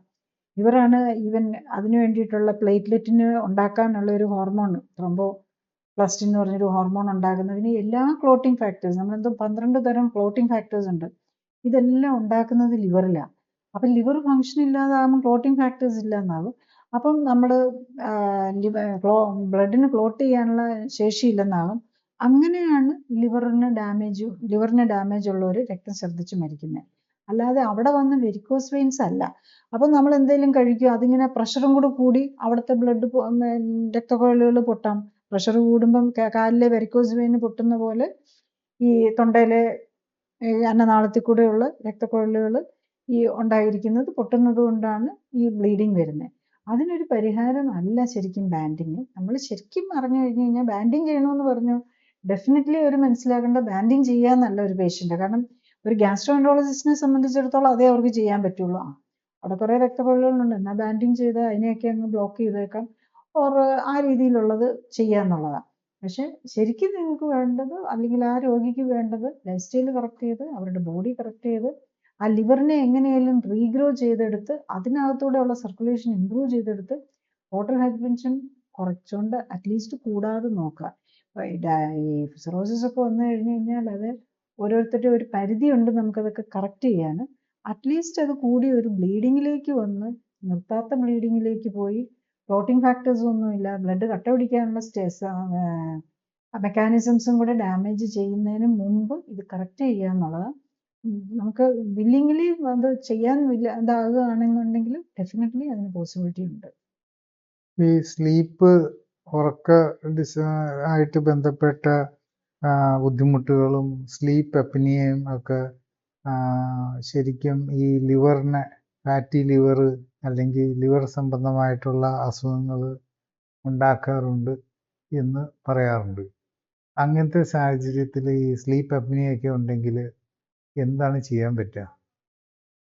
ഈ സ്ലീപ്പ് അപ്നിയ വരുന്നത് ഉള്ള രോഗികൾക്ക്, അതായത് സ്ലീപ്പ് അപ്നിയ എന്ന് പറയുമ്പോൾ എന്താണെന്ന് ആദ്യം നമ്മൾ മനസ്സിലാക്കണം, അല്ലെ കൂർക്കം വലി എന്ന് പറയുന്നത് എന്താണെന്ന്. നമ്മളുടെ തൊണ്ടയിലെ, നമ്മൾ ഉറക്കത്തിലാണെങ്കിലും നമുക്കൊരു മെക്കാനിസം ഉണ്ട് ശ്വാസം കറക്റ്റായിട്ട് പോകാൻ. അപ്പം വെയിറ്റ് കൂടുന്നതനുസരിച്ചായിരിക്കും, ഓവർ വെയിറ്റ് ഉള്ളവർക്കാണ് ഈ സ്ലീപ്പ് അപ്നിയ വരുന്നത്. സ്ലീപ്പ് അപ്നിയ അല്ലെങ്കിൽ കൂർക്കം വലി, സ്ലീപ്പ് അപ്നിയയിലേക്ക് പോകേണ്ട കാര്യമില്ല. കൂർക്കം വലി വരുമ്പോൾ തന്നെ മനസ്സിലാക്കുക നമുക്ക് പ്രോബ്ലംസ് ഉണ്ട്, നമ്മുടെ കഴുത്തിന് ചുറ്റും ഫാറ്റ് അടിയുന്നുണ്ട്, നമ്മുടെ മസിൽസ് ഒന്നും പ്രോപ്പറായിട്ട് വർക്ക് ചെയ്യുന്നില്ല, നമ്മുടെ ബ്രെയിനിൽ നിന്നുള്ള ഈ നമ്മൾ ഉറങ്ങുമ്പോഴും നമ്മളെ കറക്റ്റായിട്ട് ഹാർട്ട് ബീറ്റും ഓക്സിജനേഷനും ബ്രീത്തിങ്ങും ഒക്കെ കൺട്രോൾ ചെയ്യുന്ന മെക്കാനിസംസിന് പ്രോബ്ലം വരുന്നു എന്നുള്ളതാണ് നമ്മൾ അറിയേണ്ടത്. നമ്മുടെ തൊണ്ട അടഞ്ഞു പോകുന്നു, അതായത് ഇവിടെ തുറന്നിരിക്കേണ്ട എന്താ പ്രക്രിയയും തൊണ്ടയും അടഞ്ഞു പോവുകയാണ് ചെയ്യുന്നത്. അപ്പം നമുക്ക് ശ്വാസം മുട്ടുമ്പോൾ ചാടി എഴുന്നേക്കും. അതാണ് വീണ്ടും ഇങ്ങനെ ഈ പ്രോസസ്സ് കണ്ടിന്യൂ ചെയ്തുകൊണ്ടിരിക്കും. അപ്പം എന്താണെന്ന് വെച്ചാൽ ഒരിക്കലും ഉറക്കം ശരിയാകില്ല. നമ്മൾ ഉറങ്ങാൻ കിടന്നാലും നേരെ ഉറക്കം ശരിയാകില്ല. ശരിക്കും നമ്മളുടെ ഇമ്മ്യൂൺ സിസ്റ്റം വർക്ക് ചെയ്യുന്നത് നമ്മൾ ഉറങ്ങുമ്പോഴാണ്. നല്ല ഡീപ്പ് സ്ലീപ്പ് കിട്ടും. അതായത് നോൺ റെം റാപ്പിഡ് ഐ, 2 തരം ഉറക്കമുണ്ട്. നമ്മൾ ഈ സ്വപ്നം കാണുന്ന റാപ്പിഡ് ഐ മൂവ്മെന്റ് സ്ലീപ്പും ഉണ്ട്, നോൺ റെം സ്ലീപ്പ്, അതായത് നല്ല ഡീപ്പ് സ്ലീപ്പിലേക്ക് പോകുന്നത്. ആ സമയത്താണ് നമ്മുടെ ബോഡിയിലെ റിപ്പയർ ആക്ടിവിറ്റീസ് നടക്കുന്നത്. അപ്പം അത് ഈ കൂർക്കം വലിക്കാർക്കും ഉറക്കക്കുറവുള്ളവർക്കും അത് നടക്കാതെ പോകും. ഡീപ്പ് സ്ലീപ്പ് കിട്ടൂല, അതുകൊണ്ട് ഇമ്മ്യൂൺ സിസ്റ്റം പ്രോപ്പർലി വർക്ക് ചെയ്യില്ല. അപ്പം എല്ലാം നമ്മളുടെ ബോഡിയിലെ കാര്യങ്ങളും തകിടം മറിയും. അപ്പം അവർ ഓരോരോ രോഗങ്ങളിലേക്ക് പോയിക്കൊണ്ടിരിക്കും. അവർക്ക് ഫാറ്റി ലിവർ വരും, ലിവർ അത് നോൺ ആൽക്കഹോളിക് ഹെപ്പറ്റൈറ്റിസോ അല്ലെങ്കിൽ സിറോസിസോ അതനുസരിച്ച് ലിവറിൻ്റെ കാര്യങ്ങൾ പ്രോഗ്രസ് ചെയ്യാം. അതുപോലെ ഡയബറ്റിസ് വരും, അതുപോലെ ഹാർട്ട് ഡിസീസ് വരും. കാരണം ഇതെല്ലാം കോംപ്ലിമെൻ്ററിയാണ്. ശരിക്കും ഈ രോഗങ്ങളെല്ലാം സിബ്ലിങ്സ് അല്ലെങ്കിൽ ചേട്ടാനിയന്മാരെന്നോ അല്ലെ സഹോദരന്മാരെന്നോ പറയാം. എല്ലാവരും ഇതെല്ലാം മെറ്റബോളിക് സിൻഡ്രോമിൻ്റെ പാർട്ടാണ്. ഓർ ലൈഫ് സ്റ്റൈൽ ഡിസീസസ് എല്ലാം ഒരാൾ വന്നാൽ പിന്നെയും വന്നുകൊണ്ടേയിരിക്കും. അതാണ് അതിൻ്റെ നേച്ചർ. അതാ കാരണം ഇതെല്ലാം ലൈഫ് സ്റ്റൈലിൻ്റെ കുഴപ്പമാണ്. അത് നമ്മൾ മരുന്നുകളിലേക്ക് പോകുന്നതോറും അത് വീണ്ടും കൂടിക്കൊണ്ടിരിക്കും. ആകെ അതിനൊരു പരിഹാരമുള്ളത് നമ്മുടെ ജീവിതശൈലി കറക്റ്റ് ചെയ്യുക. അപ്പം നമുക്ക് ഈ കൂർക്കമല്ലിയൊക്കെ ഉള്ളവർക്ക് ഒരു 10, 12, 15 അത് എത്ര ഉണ്ടെന്നനുസരിച്ചിരിക്കും. 10, 15 കിലോ ഒന്ന് കുറഞ്ഞു കഴിഞ്ഞു കഴിഞ്ഞാൽ അവരുടെ കൂർക്കമല്ലിയൊക്കെ മാറും. ഈ നമ്മൾ പല പേഷ്യൻസിനെയും കാണാറുണ്ട്, CPAP ഒക്കെ വെച്ചാണ് ഉറങ്ങിക്കൊണ്ടിരിക്കുന്നത്. ഈവൻ കൈയും കാലും ഒക്കെ ഡാർക്കായി, ടിപ്സും കാലിൻ്റെ ഇതൊക്കെ അങ്ങ് ഡാർക്കായിപ്പോയി. കാരണം ഈ ഉറക്കത്തിൽ ഇവർക്ക് ഏറ്റവും കൂടുതൽ ടിപ്പിലേക്കാണല്ലോ ബ്ലഡ് വരാൻ തടസ്സം വരുന്നത്. കാരണം ബാക്കിയുള്ളവരൊക്കെ സ്പെയറിങ് വരുമല്ലോ. അപ്പോൾ കാലൊക്കെ അങ്ങ് കറുത്തുപോയി ബ്ലൂയിഷ് ആയിട്ടും കറുത്തിരിക്കുന്ന ആൾക്കാർക്ക് ഈ